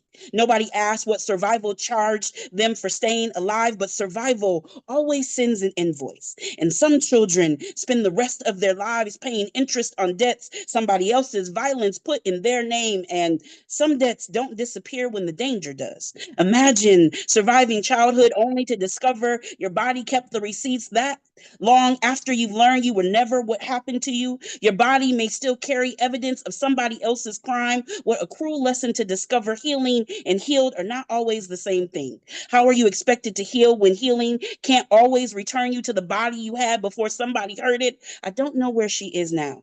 I hope she learned how to live beautifully. But years later, I'll still carry the equation, still wonder how many girls we call difficult, dirty, fast, troubled, self-destructive, when what we're really actually witnessing is a child building a fortress out of everything that tried to kill her. My dream for the world is where she never needed to build the fucking fortress in the first place. Damn. Unmute yourself. Give it up for Lady K. The only thing I could say was just like, fuck. That was amazing. Just damn. Powerful. That you were in line. That was deep as shit. Sorry. No. No apologies No. necessary. Absolutely not. Do not apologize, please. Wow. I always say, if you can't say it here, where the fuck can you say it? This is the New Eurekan Poets Cafe. That's right. See, the thing is you tell Lady K and I to drag out a horizon and a sunrise, and this is the kind of shit we do during the week. You don't even know how many fucking poems it took us to come down to the ones we decided to spit today. And the ones we decided not to spit are their own poems in their own right, but we can't just like work a poem. We have to like work our soul to get to a poem, and I just happen to know that Lady K had to birth this poem today, and it was absolutely beautiful. Absolutely beautiful to witness how she can like find the one thing the earth needs to know and then drive it like she's landing an epic war scene. Epic war scene. Thank you. This makes me really, really, really angry. And for me, as a priestess, you don't know the number of women and some men too that have been through this that I see, and as adults, they just have not recovered. They just not been able to recover. And it makes me mad, and it's painful, because when they arrive to you as adults, it's just like, how do I help? I've helped a few times, but I'll be honest, there are less help, good helpful times than there were all these bad ones. That was serious piece, really. Yeah, that came. I worked in the group home field for 15 years. And so obviously I saw a lot of girls that came to us that had been trafficked. And this one in particular stuck with me because of that, her story. And so, yeah. Well, this, of course, was just a really heavy poem, and I appreciate the heads up about it. It's really talking about the difficulty in trying to understand trauma instead of being taught by trauma. And the poem just blatantly talks about that, in a very, very graphic way. And it exposes what I would call for lack of a better term, the trauma industry. And Oshunya Yin mentions, what do you do with people? How can you help people? How do we struggle to even provide an infinitesimal amount of support to a person who this society has built out of damage instead of nurturing? What is the approach to take? Because the society isn't providing its nurturers with tools that are adequate enough to undo this kind of profound damage. And the last thing, if you're a care provider or any other sentient, feeling sensitive person, is you don't want to give up on this creature that's in front of you. There has to be something, there has to be some approach. And I'm not a professional in this field at all, but in my layperson's experience, that's when you have to step back and start listening to this person, right? It's a difference between trying to understand them and apply prescribed treatment regimens and listening to what the person's really telling you, that you have to realize these treatments won't fit on this problem. And that poem is really talking about, I mean, Oshun brought up the idea of anger, and you could, in your delivery, Lady K, that was full of this furious anger at this situation. So, again, I say never apologize for delivering a poem like this in this space. This is how we all collectively get educated and we can take a step forward. Before you can really help anybody, you have to be sensitive, right? You have to be open your sensitivities wide enough so you can really hear what's going on with these people. And there's so many lines in this poem that speak about this. Before this person's body was turned into inventory, this person learned that humiliation was safer than being healthy. This is a kind of profound derangement of humanity that is just so, so difficult to try and provide any kind of support to. But I really give you an ovation for basically daring to process this with a poem, which is, of course, a very heightened method for being sensitive to it.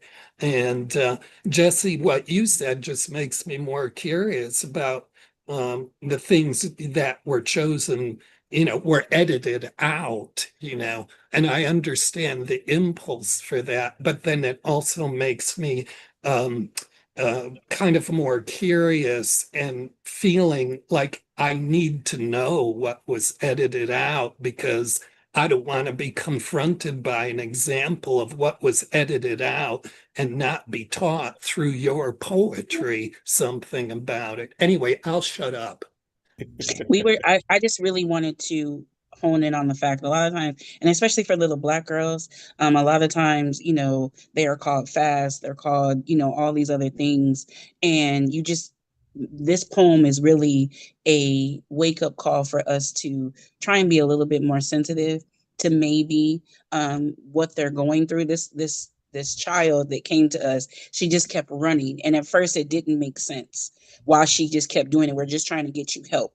But once you peel back the layers of her story and figure out why she's doing what she's doing, like, it's devastating.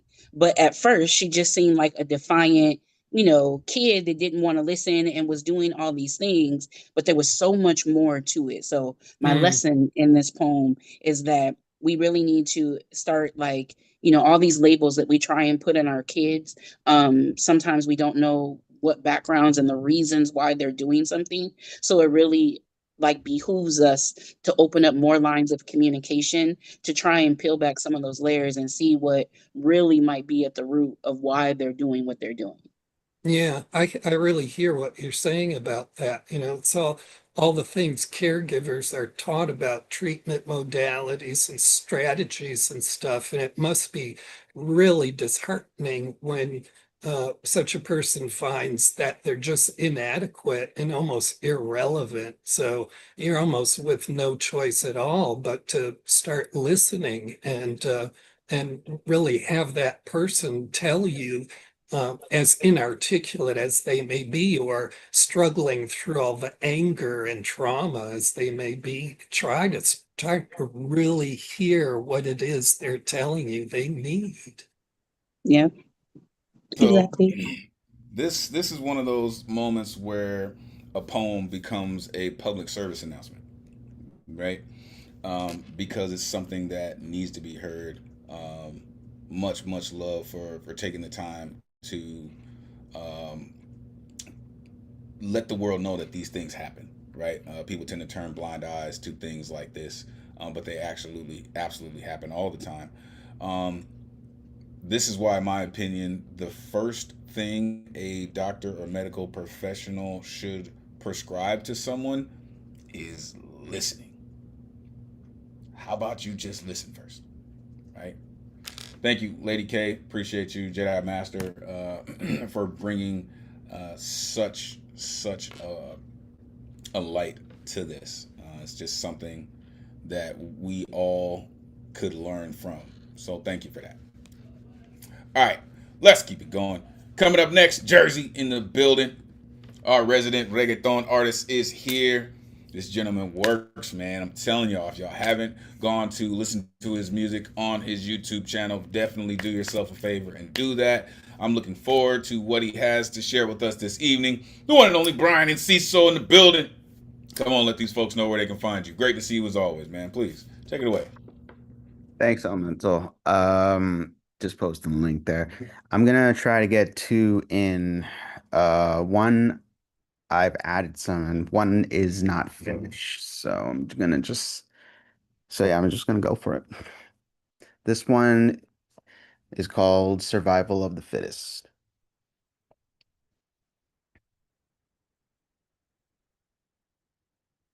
Every single cent in my pocket accounted. You call it pension, I call it mountain. Paying rent ain't it, not the same as homeowning. Investors in line purchasing new apartments. It's one thing to hustle and work till late hours. Fuck the ivory tower, no airliners. Rise the outsiders. Your time is near. Just like you, they also got fear. Fuck millionaire status. Settle for some thousands from the piggy banks, less than 1%. If they worth a lot, how much for the head to auction and pay for 100 student loan debts or help the vets stand out towards their death? Amazing what you could do when you use one's head. You get ideas, funny ideas, strange ideas. Your pancreas can feed us if you keep bleeding us. Please do believe us. No other choice you leave us. It ain't the serious. They saying on serious. Meanwhile, people started becoming ravenous. Despite what they say, class consciousness can't be suppressed. We do anything once the hunger strikes. The bigger the pig, the richer we dine. Four-course meal platinum status. So go cop them while supplies still last. Empty the church out, starving the masses. Fashion the system towards fascism. Y'all, they have no clue what desperate is. Next thing you know, the feasting on was tasting rich. A new cuisine. Call it an American reptilian. I'm not talking about the good Cajun fiction. The greediest fingers taste best. Finger licking. I'll take a number 47. That orange chicken. What is it they used to say about the master's tools? About time we start using them as cutlery utensils. Get devoured by civilians by the millions. Be resilient. These your major billions. No hard feelings would have said it was all business. Just call it our version of survival of the fittest. And this one I call it's not it's called instant replay, but it's not done yet. So this one's not done. So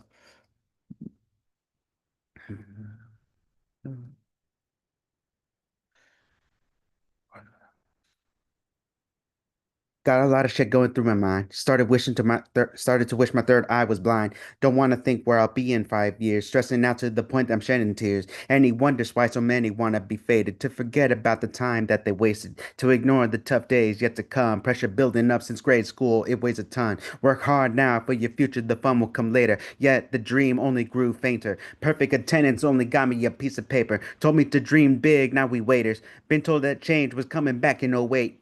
Guess we still gotta wait a couple of decades. Which will come first? Reform, regression, or revolution? Whatever it may be, there gonna be no easy solutions. Incoming disruptions on every corner. No basis for it. Molded by past patterns. Every stumble left a scar I carry to this day. Strict adherence to avoid getting hurt again. Couple that with mild OCD and GAD. Total devotion to his immediate family. A lot of nights of feeling lonely. Ultimately led to a flawed mentality. Might take him a while to gain tranquility. Maybe he'll air it out while honing his abilities. That's it. Told y'all, this guy got skills, man. Unmute yourself. Give it up for Brian and I Ciso. I know that's not done, but that was dope. Yeah, that first line of that second one was fire. Mm-hmm. Fire, exactly. That was dope as fuck, Brian. Thank you. Always bringing it. Always. Yeah, these poems were kind of related in their content. I keep enjoying it. Whether these poems are done or not, I like how short they are because, you have such a skill in bringing home these points. And, I really like poems that are as economical as these are, where you just want to say basically one thing and you do it in this very concise, very quick, very pointed way.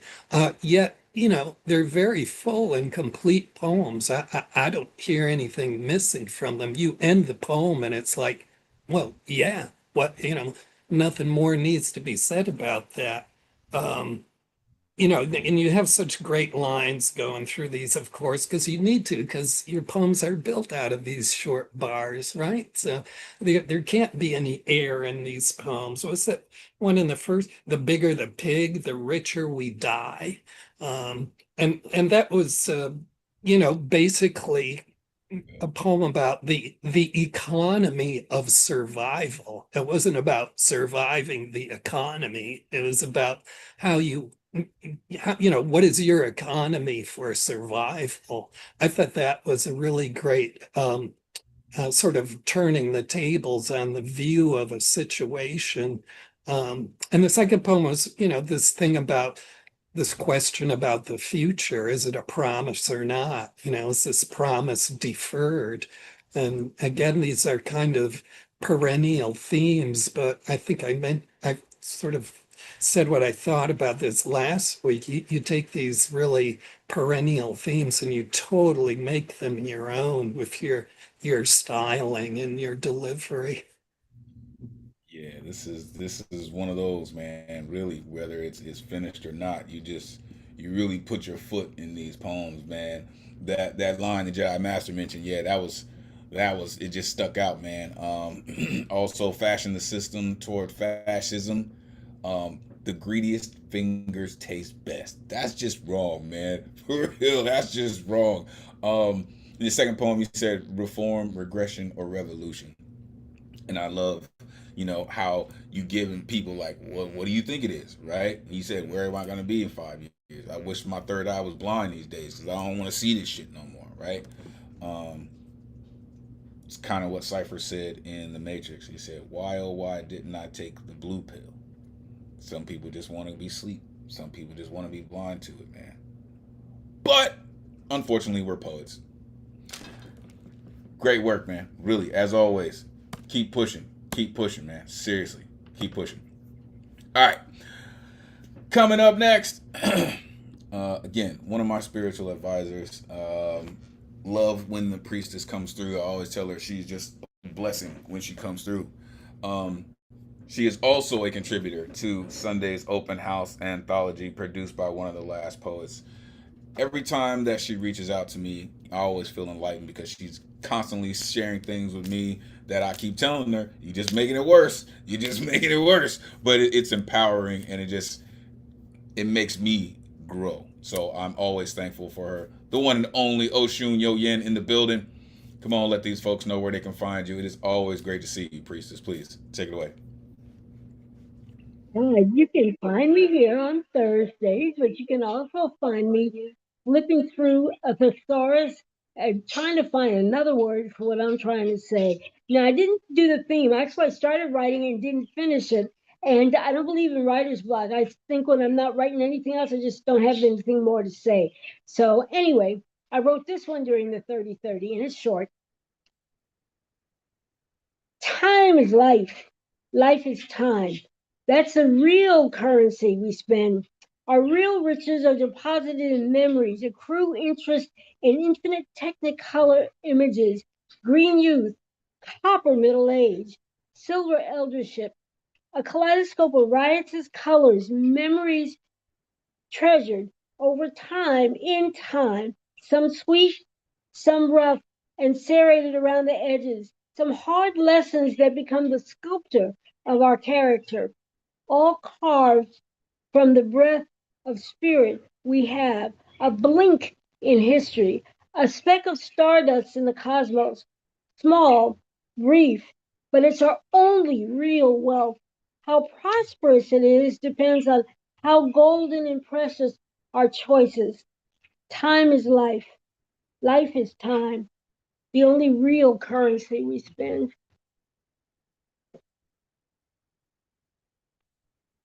Oh, come on. Unmute yourself. Give it up for Oshun. Yo, Oh, yeah. okay. I want to hear more. That's what I'm saying. I want to be Go back to that educated. 30 for 30 and do more. Thank Yeah. you. Wow. It's just so Thank you. beautifully done with the, I really was into the colors as stages of life. And it's just a beautiful parable. I usually don't expect super short poems from you, so I was like, I'm left at the lip of the stage going, yeah, more, please. Thank you. Well, This I was kind poem, of thinking about how we're all bowled over by these greedy billionaires. They suffer from the sickness of greed because greed is a sickness, and that's not a real that's not our real money. That's not our real wealth. That's not Mm, our real prosperity. It's the mm, count in how we spend it, who we spend it with, and what we do with it. That's mm. our prosperity. That's right. I'm gonna steal that. I just wrote it down just so you know. So when it comes up, you're not surprised. But it is stolen. Just so you know.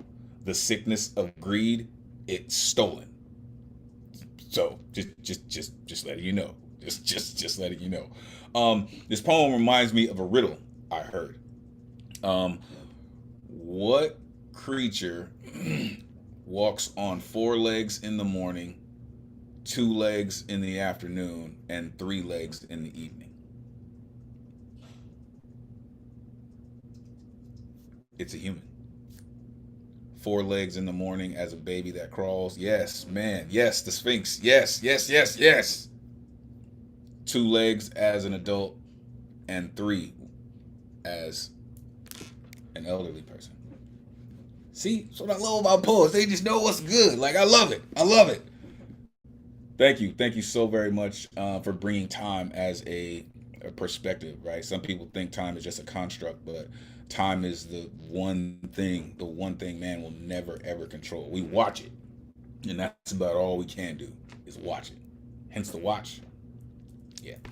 All right. Coming up next, appreciate you, priestess, truly. Coming up next, listen, this artist right here, man. Our PhD in training, on her way to be the newest doctor. Um, her writing, her perspective, man, it's so on point. Um, and listen, you just got to prepare yourself because she's been giving her all to it from the beginning. And tonight's gonna be no different, I'm sure. The one and only Angelina in the building. Come on, let these folks know where they can find you. Great to see you as always. Please take it away. Clearly, according to my clients, I didn't go fuck myself. You can always find me in a library right now because I'm working on dissertations and I'm already in class. So, and you find me here. Um, so tonight we on topic called Stop Chasing. Everybody keeps telling me chase your dreams, chase success, chase the bag, chase the horizon. Chase? Baby, I'm old. I'm fat. I got asthma.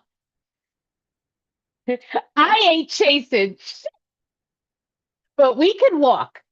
Hell, we can walk with purpose. But I'm not wheezing behind a dream that's supposed to belong to me. Why do we talk about dreams like they're always running away? Why does success have to be chased? Why does ambition have to look like exhaustion? I have spent enough of my life out of breath. Now I want to breathe. Success to me is being able to carry my own torch. I have been carrying things for a long time. I carried my children for 9 months, and now I get to watch them grow into their own personalities, their own dreams, their own people. I gave them life. They gave those lives meaning. But maybe success isn't proving how much weight I can hold. Maybe it's knowing what's mine to carry and what I can finally put down. Independence? Huh. I could stand alone, I could stand together, but either way, we got to stand. Because for years, we've been told, sit down and be humble. Sit down, be humble. And Kendrick, I hear you, but being humble doesn't mean making myself small. I'm not better than anybody, but finally stopped believing I was beneath everybody.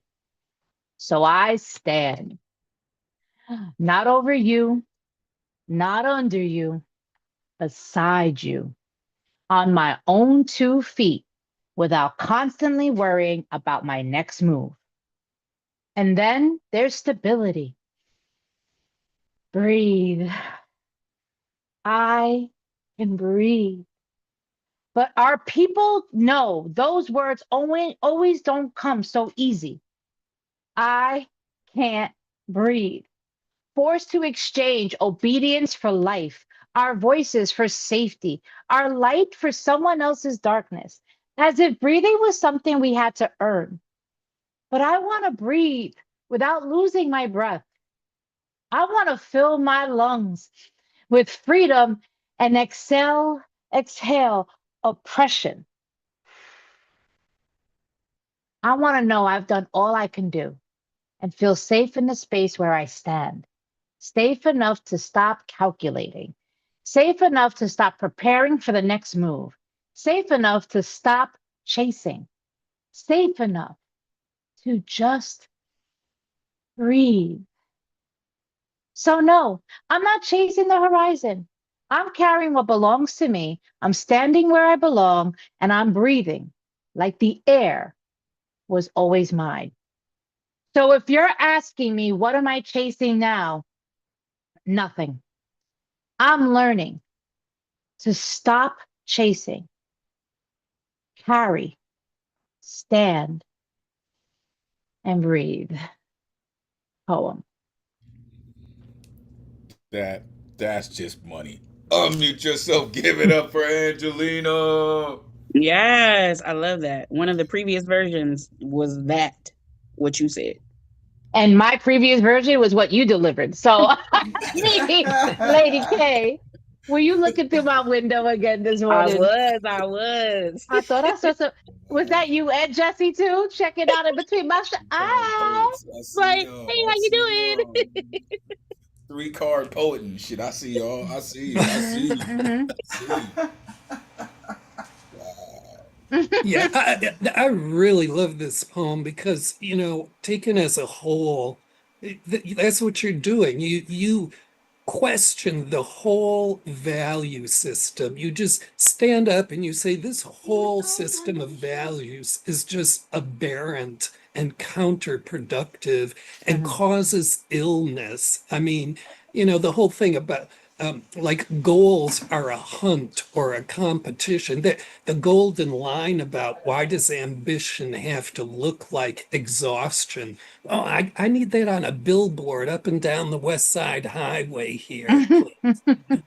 I mean, so, and you have this, I don't know, it's a cross between inspiration and tell inspiration. I think I'm going to call it that. You have this tell inspiration for asking the most concise, pointed, and intensely confrontational questions in such a simple, straightforward, no nonsense, daily language kind of way. And it just mhm. makes your poetry so accessible.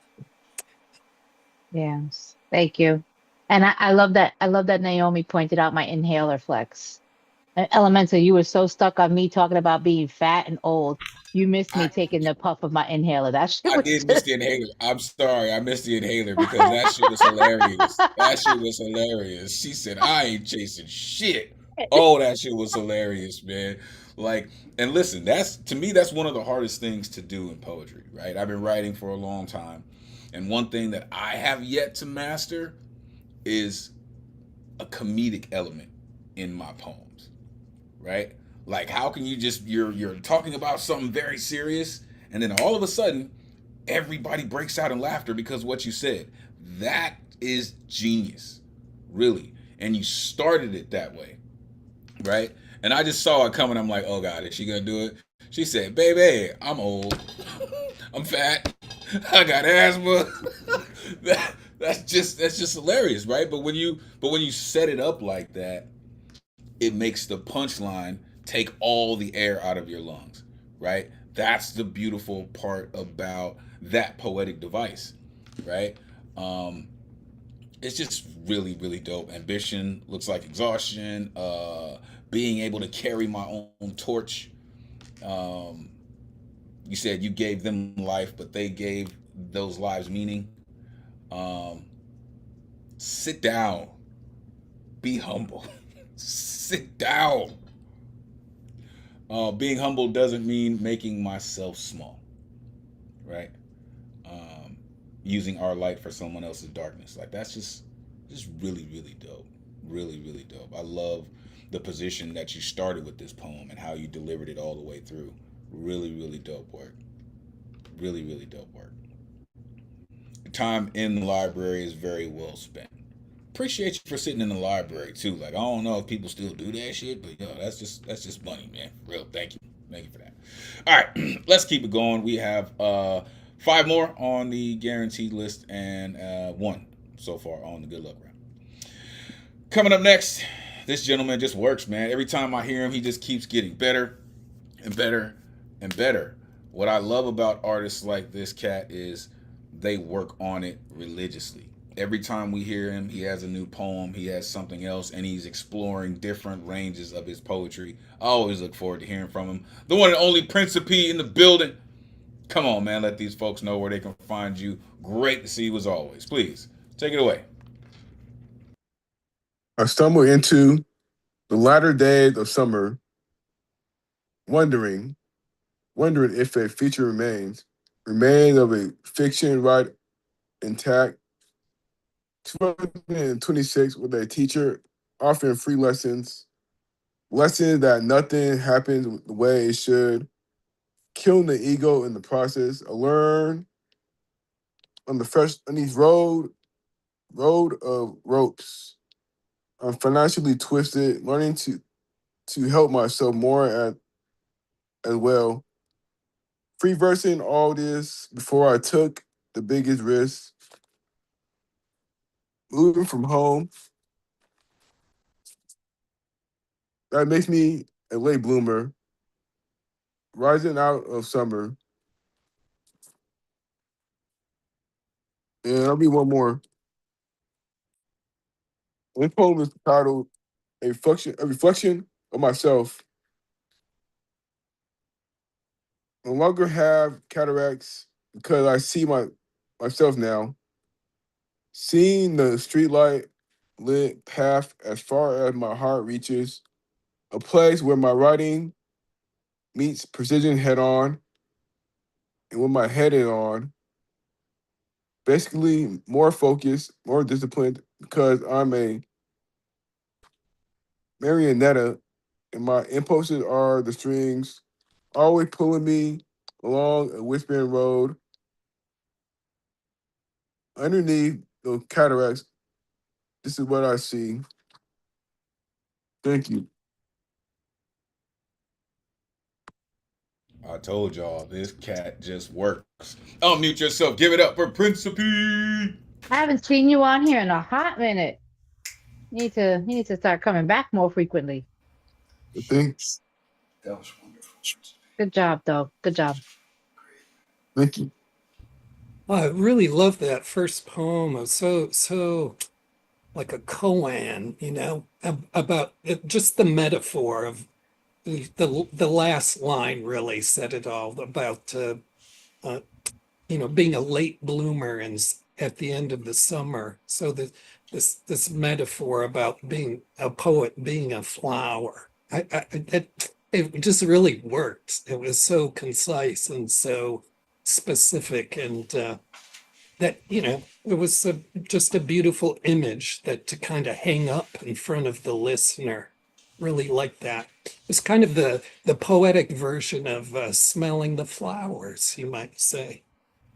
And you seem to be working the metaphors really heavy this week. The marionette poem, the second piece, that's a very complicated image that, when you start talking about the marionette, it always brings up all these questions, about who's pulling the strings. And it's about, who, how much autonomy do I have, or what are the forces really controlling me? But you do all this in like maybe a 3 or 4 sentence poem. How do you do that, Prince P? You need to give me a lesson on that.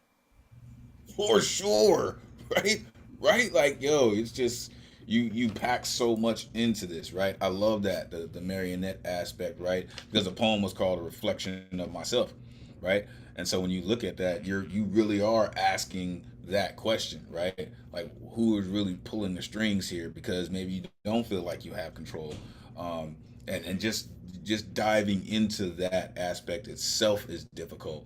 Um, and I love the whole smelling the flowers thing, right? Like, I'm telling y'all, I know I'm biased. This is what I love about poets, right? Because we just take some of the most difficult, dangerous, dirty things, and we turn them into something beautiful, right? I continue to say, they give us lemons, and we make Beyonce. Just saying. Appreciate you, Prince of P, for real. All right, let's keep it going. Coming up next, yo, Virginia in the building. This artist, man, she's been rocking with us for some years. It was so good to run into her at Southern Fried in Orlando. Let me tell you how difficult it is to go to a competition like that as an indie, right? You can ask Lady K how difficult it is. It is not a simple thing to go and compete against some of the best poets in the world as an individual, like solo dolo, like and stand up there and put in the work. And this artist has done that. An amazing writer, an amazing poet. She's got books on books. Make sure you let them know that. The one and only Tara Lee in the building. Come on, let these folks know where they can find you. Great to see you as always, Tara. Please take it away. Hey everybody, I am Tara Lee. I'm a poet and editor from Chesapeake, Virginia, and these are my books. These are my babies. Oh, the blur really wants to work right now. Anyway, when you can see them, you can check out my website, which I'll give y'all later. But the first is Ignite, the second is So Far Away, and the latest one is The Girl on the Swings Transparency. I also do some editing. So if you need an editor for poetry books, or short stories, send them to me. I got y'all. Let's see. I don't know if this is on topic, but I really like what I did in my edits today, so I wanted to do this one. I am trying something new too, so this will be fun. Right now, the working title is I Made Up My Mind. Don't need to think it over. If I'm wrong, I am right. Don't need to look no further. This ain't lust. I know this is love. I look for you in the crevices of my busy days. Sometimes you're easy to find, right around the corner, smiling at me because you have something brilliant to say. Sometimes it's hide and seek, and I can't find you. We dance around each other because you are ashamed. It's a day when not much comes from your lips, disappointment dripping off of each period. You try to tuck yourself into short sentences, but here's the thing. I'm not looking for perfection. I just want to talk to you, no matter how much you have to say. And some days you have to get the bland out just to find the brilliance again. I'm not mad at you on these days. I just want to savor any conversation we can have. When we do that, everything else falls into place.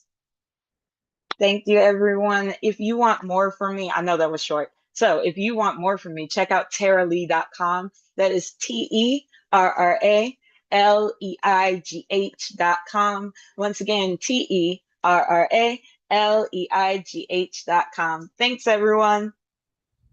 Yo, that's for that to be some new work. That's pretty amazing.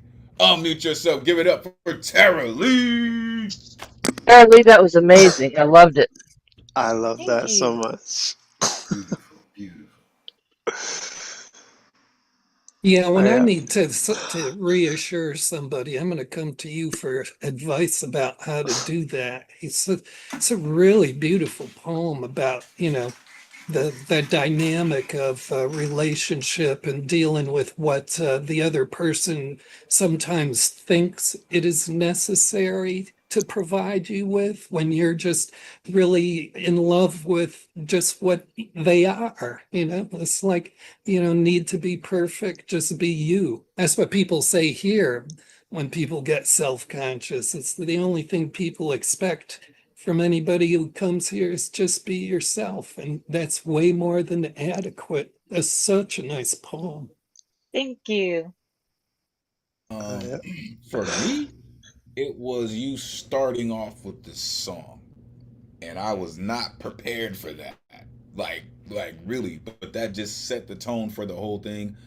How the frequency of the song, and then you just kept this really really crisp and clean, just like very low tone for the rest of the poem.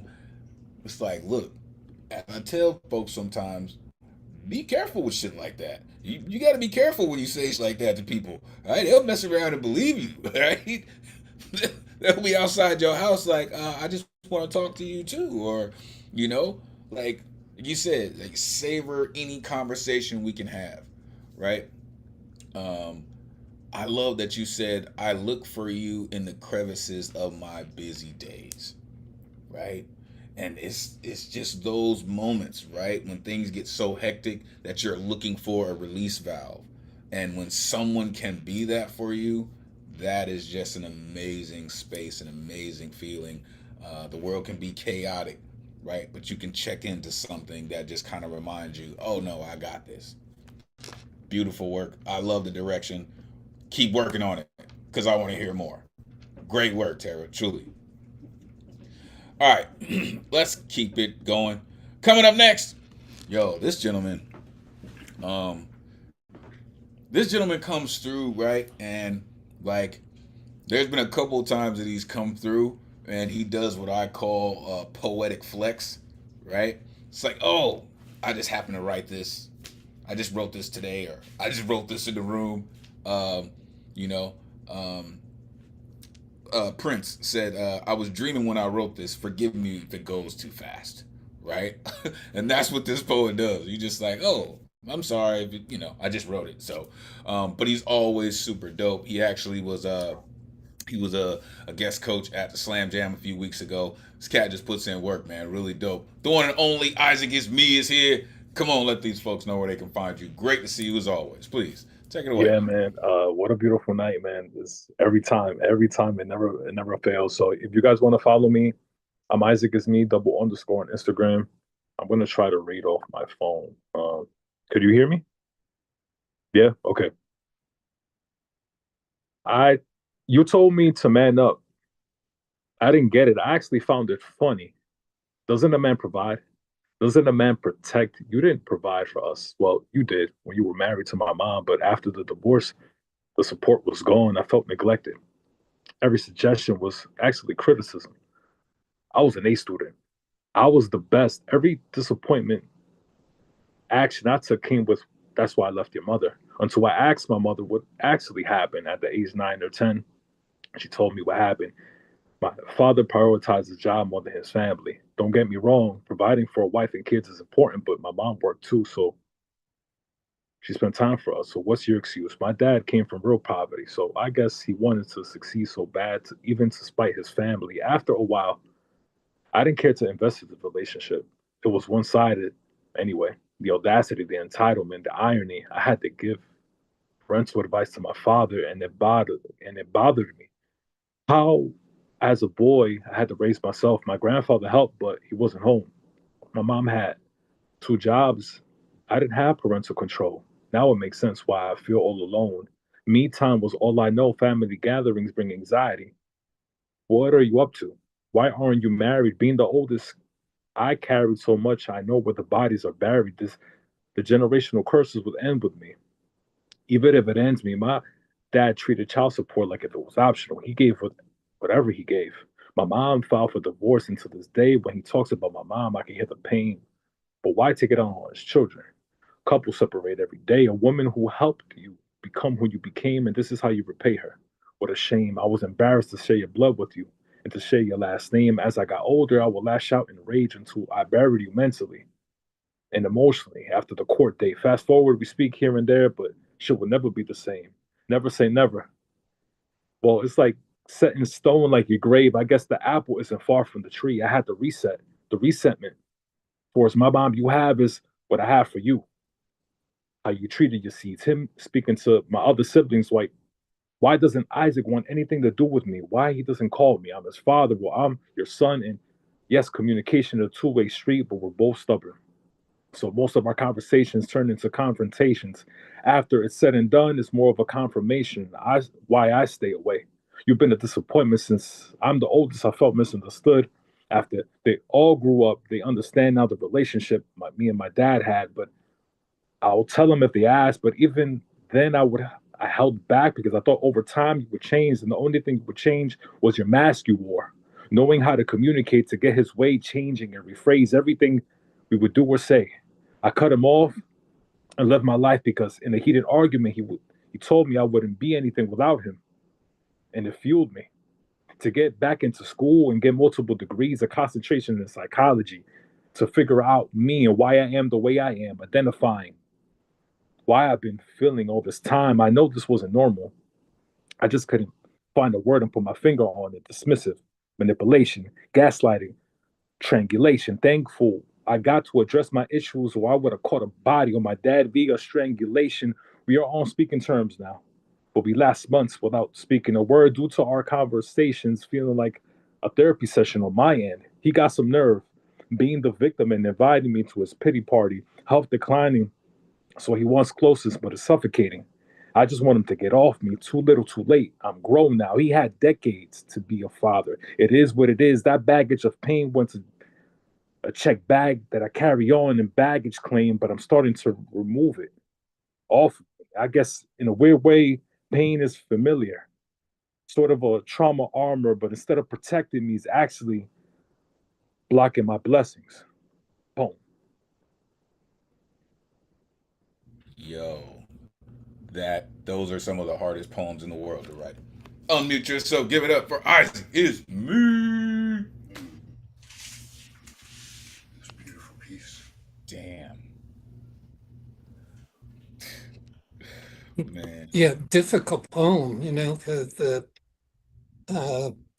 the missing parent. I can identify, or at the very least, a poem about the inadequacies of, the person you're supposed to have as the role model. And I can identify with that to some degree.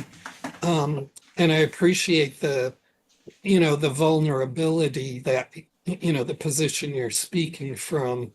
And ultimately, I just find the poems merit in how real it is and the way that it ends. Like, the end of the poem talks about, how the situation really hasn't ended. It's is not resolved, and maybe it never will be. And those are hard things to come to terms with, and they're not easy things to convey in a poem either. But I kind of like it does leave, maybe a note of optimism, because anything that's undone and it still has all that love invested in it, it kind of is talking about at least the desire to make things better. It may be the end of the poem, but it's not the end of the struggle. Right. Great point. Great point. Um, I mean, I resonate with this a lot. I had the same conversation with my pops before he passed. Um, and now, like, my kids want to have that conversation with me sometimes. You know what I mean? So it's a rough one. But as I like to say, these are the poems that need to be written, right? We have fun writing to themes, and we have fun writing about, whimsical kind of things. But when it comes down to something like this, these are the types of poems that make you stronger as a person, right? As an individual. And then your writing kind of evolves from here, right? You called it trauma armor, right? When you recognize it as that, and then you start peeling off the layers of this armor, you're like, no wonder, right?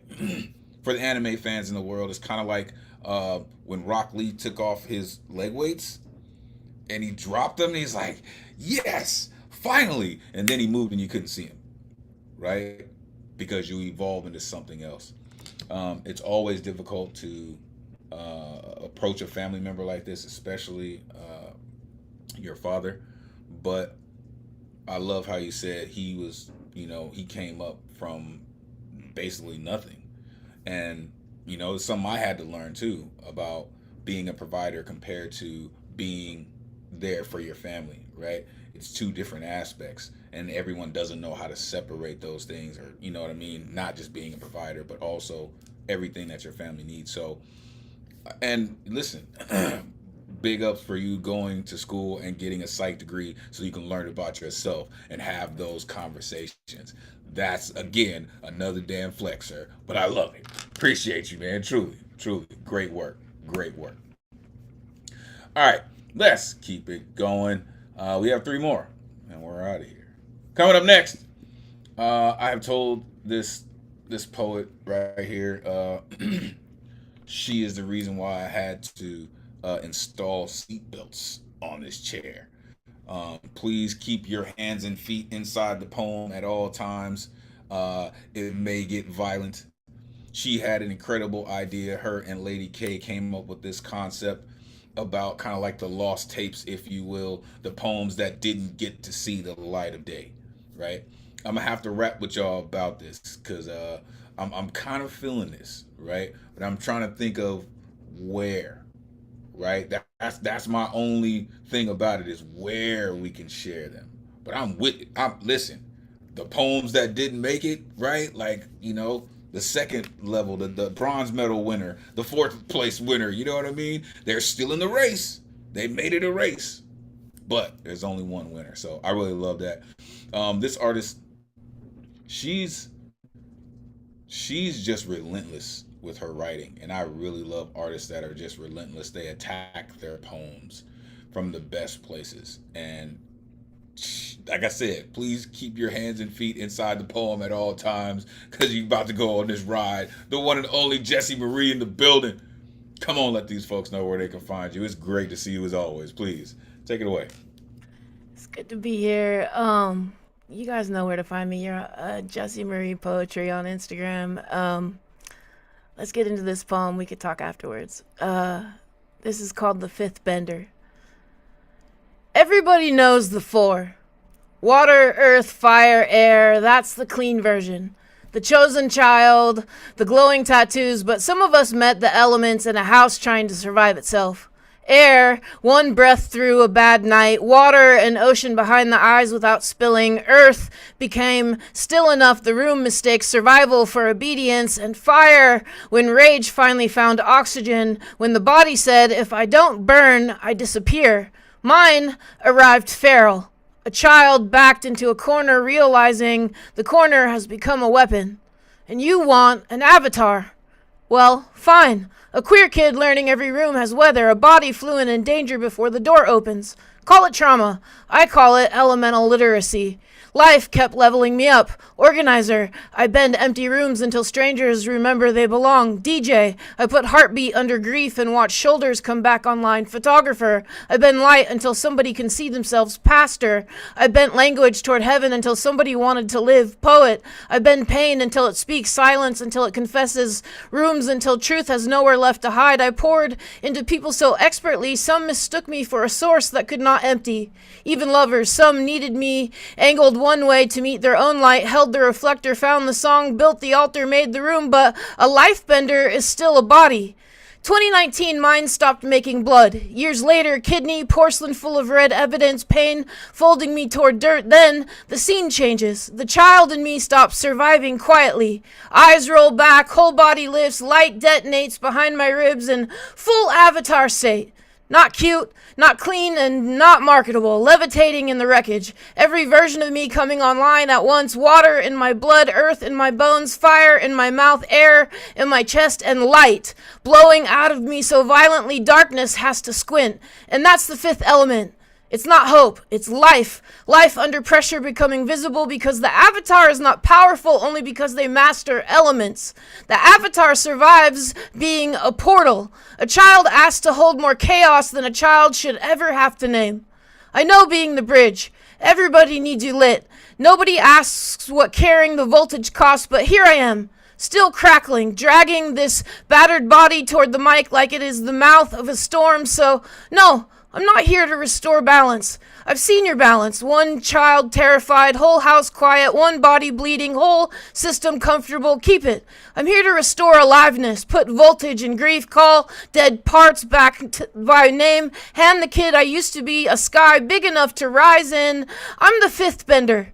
Life bender, light bender, gutter prophet with my eyes gone white, pain turned radiant, body off the ground, every element inside me facing one direction, life. And if this room starts shaking when I open my mouth, maybe that's good. I didn't survive all that darkness to become good at darkness. I survived it to become the thing it couldn't swallow. Light, alive, still rising, and the elements. Finally, they know my name. Poem. Yeah, the whole world knows your name now. Unmute yourself. Give it up for Jesse Marie. That was incredible. Wow, I was going to trim the hairs in my ears, but you just singed them motherfuckers. Damn! I've been where you are, and I'm gonna be where you are, Jesse. So I'm glad to hear you are lit, baby. Thank you. I just have want to y'all to admit know. that. Oh, go ahead. You say it. I just want y'all to know the ledge I had to bring this girl back from this week to not kill all y'all with every version of poem that she was gonna do before. I was like, why are you yelling at me? I didn't do it. It's been a journey this week. This child has been going through it, rightfully so. We all know that, but I just want y'all to know that I helped y'all out tremendously, and I took the brunt of the rage this week for everybody. You're welcome. Okay, It's I'm done now. debatable. Y'all kind of like my fuck the universe, raise the dead poems. That So was different, it's Jazz. debatable. That was I don't different. know. There's another poem that exists about raising the horizon into another level, but we'll see if I drop that in the Lost Files files. So my thought is we all post them on our Instagram pages and tag each other, and we just share them on our own shit. Jesse, I really like what you wrote. It reminds me of something called "Where Was Everybody?" When there were where was everybody when there was nobody? I may be reversing that because I usually do, but everything about what you were sharing, it's this invisibility where a child is almost being attacked by the world, not almost, is being attacked by the world. And there is a level of invisibility to it that is deafening in its devastation. And your poem manages to bring it out with such, I don't know how to, I'm not using the right word, but deadliness. It's absolute, like, there's probably a better word for it, but that's how that's what it is for a child. You know what I mean? To be going through it. No child, we're adults now able to express it because as children, we never should have gone through it, you know? And in a way, because of that invisibility, there was nobody. Everybody was there, but there was nobody, truly, you know? So it's just hearing it was just like, I don't know how to explain it, but I felt myself go to this like meditative, weird meditative space. I don't mean weird, but I mean like meditative because it felt so real, you know? So like I'm back there again kind of thing that it managed to like, you know how poems can take you to a place? So it was taking me back to a home. I don't know if it's a home I wanted to be back at, but it's still I it's understand. okay, you know, like that's a place that's okay to go. Really dope. Really, really dope. I hear this poem, I mean, you even use, the term avatar, and so much of the main part of the poem you're talking about, you how you became a facilitator for other people in a lot of different roles. And um, uh, and for you, doing that was kind of a way to ask people to feel and sort of get themselves emotionally and um, personally involved in things you're facilitating, and how that created a conflict for you, because people started assigning you this identity as though you were like an avatar. And so for you, acting as a facilitator kind of got you into a situation where publicly you were it was like you were a symbolic me, a symbolic Jesse. And so the poem in a lot of ways is talking about this conflict between existing as the symbolic avatar of Jesse and needing to be the genuine, actual Jesse. And trying to claim the end of the poem just brings this all out. The last section of the poem about claiming your own purpose.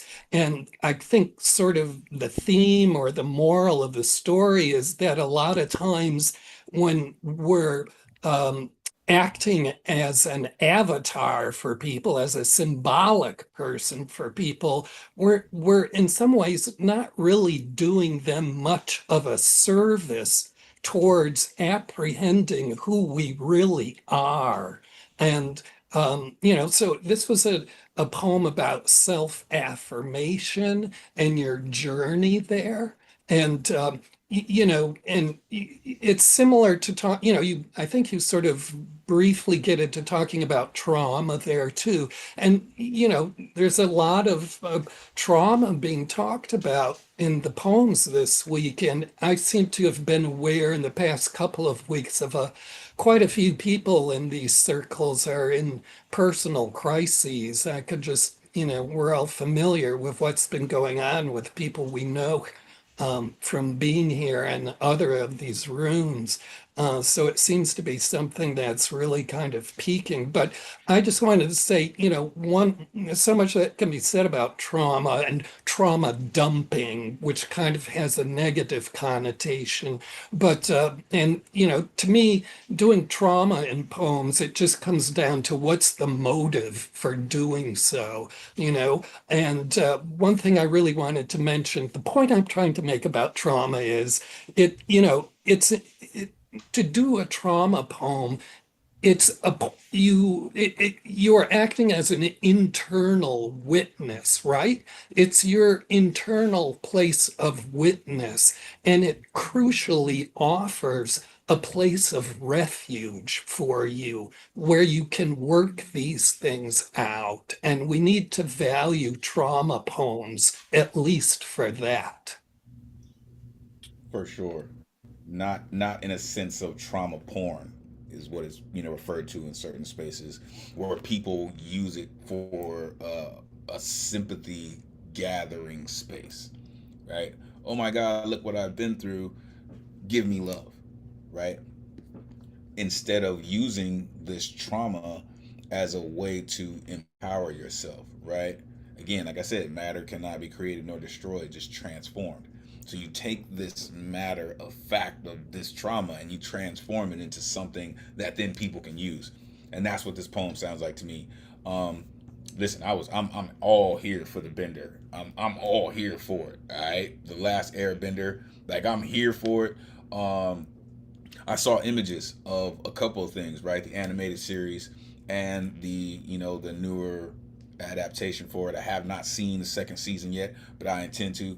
But there is just a scene in there that just reminded me of, when he goes back to the air temple and he's seeing all these things that are happening, and he just starts levitating and he's going into the avatar state, and it's just like he's about to wreck shop on people, right? And Katara comes and just like, hey, hold on, right? Keep centered, keep focused, right?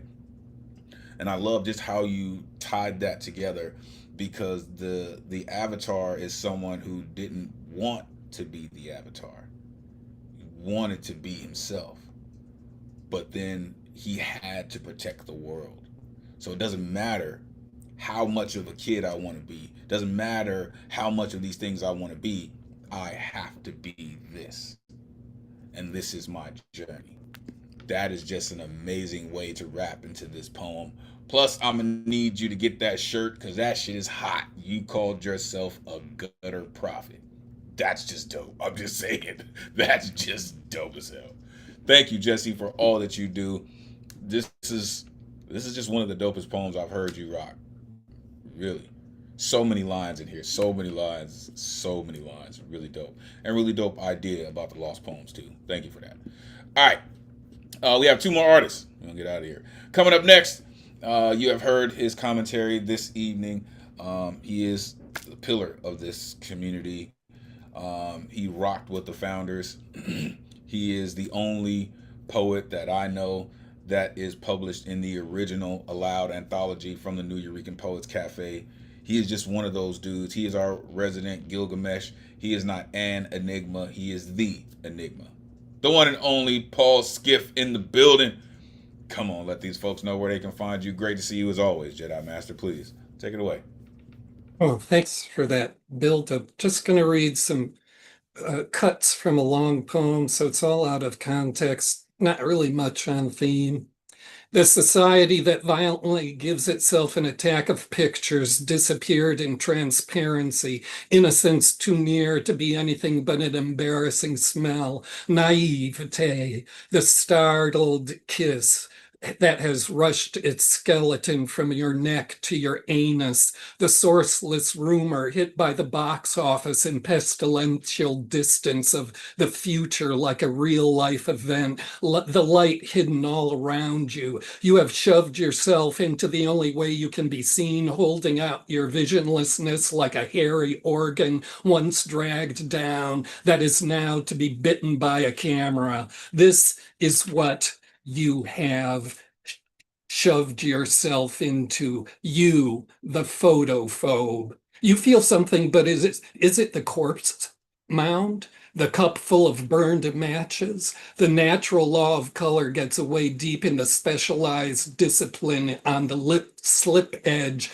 in the compartment at the back of your eye. Now for weeks you prefer to be alone in Storyville so you can stir up the epiphanies. A nightmare is not something that really ends. The answer is not something that can really be given. The world is a place that will not take so very long to die. In your mouth, even a bullet will become soft and slow. There's only one day that keeps coming back. The sun digs a hole for itself in your shoulder and buries itself there, still waving its knife. But your head is in this bucket of water, so you cannot comment about any of it. But the wet body constricted in your mind is a Buddhist monk sitting on the street that is your wandering thought who immolates himself in front of your inconsequence, scratched into that coil of your brain that still circulates the year 1966. You are a virgin who only understands it as some kind of touching. You are taking answers from people who themselves do not know. You turn into a thing. You are a child that laughs at the cruelty of height with the laws of all children, never gone back for. Every time you hang the phone up, someone dies. The light from the movie screen is a rash on your face. The price tag hopes you will believe it is a wind or a dead relative. You want to bake a loaf of seriousness, cut it while it is hot, and smear it with the juice from the small plastic container of this minute while you make sounds you hope other animals will understand. There's a cringe looking for you from the ugliness of laughter. You cannot see as well as you would like to. You cannot pierce darkness. You cannot attract very much attention. You have lost some money. Your nose bleeds in dry air. It is difficult for you to get up in the morning. It is recommended. These are things you should get used to. You should have left yourself down in the dim, moldy box where you came from, never to be emptied into the world. You take two to the head and crumple onto Avenue B, an electrocuted crab. Your birthday sent down a narrow tube twice unplugs your knees. Your head slaps darkness onto pavement. From the high steeple of Conjunction, two dry clacks fly, peel through open windows, and announce with their tiny replicas the secret. The street fills up with Spanish, Chinese, and the fucking ugliness of English. Stuffs you like the limp carcass of a bird as though you were necklace. Over your body, a cop blows her nose into a lace cloth. The fuzz from her hand radio jiggles the teeth in the back of your jaw. Unrecognized through the twists in a fence at the corner, cronewort grows. It conveys up through its stem that drags a nail. It conveys up through its stem a dream that drags a nail over the back of your tongue. Today, your blood is gray as the street. Your body is a clearing where the high and low parts of the world now pass. Love, the absence and silence, with their long-standing feelings removed to poverty and constriction. The ignorance of people has no measure. People are mostly wandering and lost. Damn, I'm telling I have no idea where these downloads come from, man, for real. Unmute yourself, give it up for Paul Skip. People are mostly wandering and lost. Like I am convinced that you are the only person that can decipher these downloads that you get. You're the only one. Right? Because anyone else gets that, it sounds like Morse code, right? But when you get it, you just transform it into this. I don't even know. It's like an evolution of a poem. It's not an essay. It's not an epic. It's something else. Ah, it's amazing, sir. Like you just have genius coming out of your pores. It's really really incredible. I like the way you describe it. It's kind of like a machine gun going, and it's Right. just spraying, but it's Yes. like hitting the target every freaking time, and it's just like stacco, I think it's called. I can't remember the word. Mhm. The way you described it reminded me of that imagery of like that, machine gun that keeps going and hitting the target every time. And it hits. I You get know, this sense that the environment's imposing itself on you, and it's this really brutal feeling that you're putting across. It's almost too much to take, but I appreciate it so much. um, Elemental said something about buckle up. And if you weren't wearing a seatbelt, you were shook all around the cabin. And the walls are hard. Right. And you also make the point that, Brother Man, Gilgamesh is the only cipher for this because he's the one that is transcribing. Oh my gosh. Get out of the way, folks. Get out of the way. No doubt, no doubt. Like it's just that way. I really can't thank you enough for how much you still give to your work after the years that you've been doing this and doing it at a high level. You're still so dedicated to this. It is so amazing, sir, to hear just all the passion in your work. It really, really does just inspire me. Um, and as my man Matthew Model Keen said, there was a birdie that said Paul Skiff is going to be the feature for the final Friday Slam, right? In August. Like, and if you've never heard a set from Paul Skiff, do yourself a favor and find a way to get there. Seriously. All right, we are all the way up against time, folks, but we are going to make time for one last artist. And this gentleman just has a way with the words of making our space come into balance. The world is crazy, right? There are bombs going off, there are people starving, there are people dying. And this gentleman finds a way to make it into a song that resonates with the world. I've been rocking with this gentleman for years. I mentioned your name recently. I'm sure we'll talk offline coming up soon. It's just I love your work, Joski. I love how you put all your heart and your passion into your writing, into your musicianship. It just really is refreshing. The one and only Joski C in the building. Come on, Joski. Let these folks know where they can find you. Great to see you as always. Please take it away. Thank you so much, Elemental. That is just so kind, so incredibly kind of you. I want to just thank all the poets that that have been here tonight and that come through this space. Um, I'm grateful to be here and humbled and inspired. This is a very short piece. This is for Thomas Colvin. Darkness always follows light, but night is only shadow. From depths of sorrow, we lift our eyes. Through lens of tears, we scan the sky, searching the endless, hoping to find your newborn star is shining. That's it. And unmute yourself. Give it up for Joski C.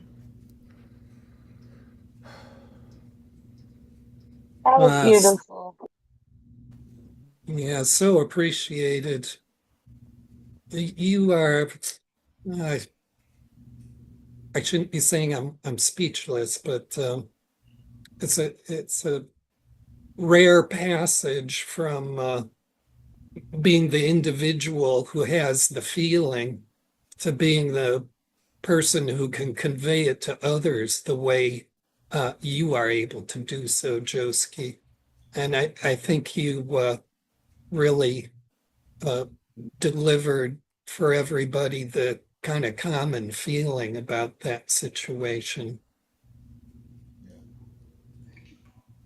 For sure. As does as does all your work, especially, when you're working with the guitar. It's that ability you have, that, as corny as some people might say, it really is a kind of universal um, touch that you work into, you are just so fluent with that ability to really touch people across the whole spectrum. Um, and it's just such an opposite approach than, you get when people are working, I'm going to say, as professionals, and they have to produce work because they're under contract to do it.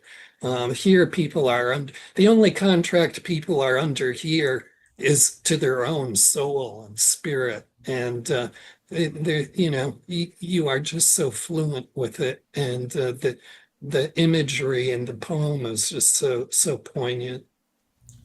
So I want to thank you, maybe on behalf of everybody here, for being here. We definitely want to reciprocate your thanks. So let's have a communion of thanks on this. And, you know, um, Thomas is, part and parcel of the legacy of these places. Yeah, he is. He is. Thank you for that, Joski. Honestly, you didn't have to do that, but this is what I love about our community: is we take the time to do things like that. We take the time to remember the people that truly impacted us. It is a true gift from the heart, right? This is not about spending money digging in your pocket for anything. This is about reaching into your soul and pulling out something meaningful and sharing it with the world. It's what I love about poets, right? It's just one of those things.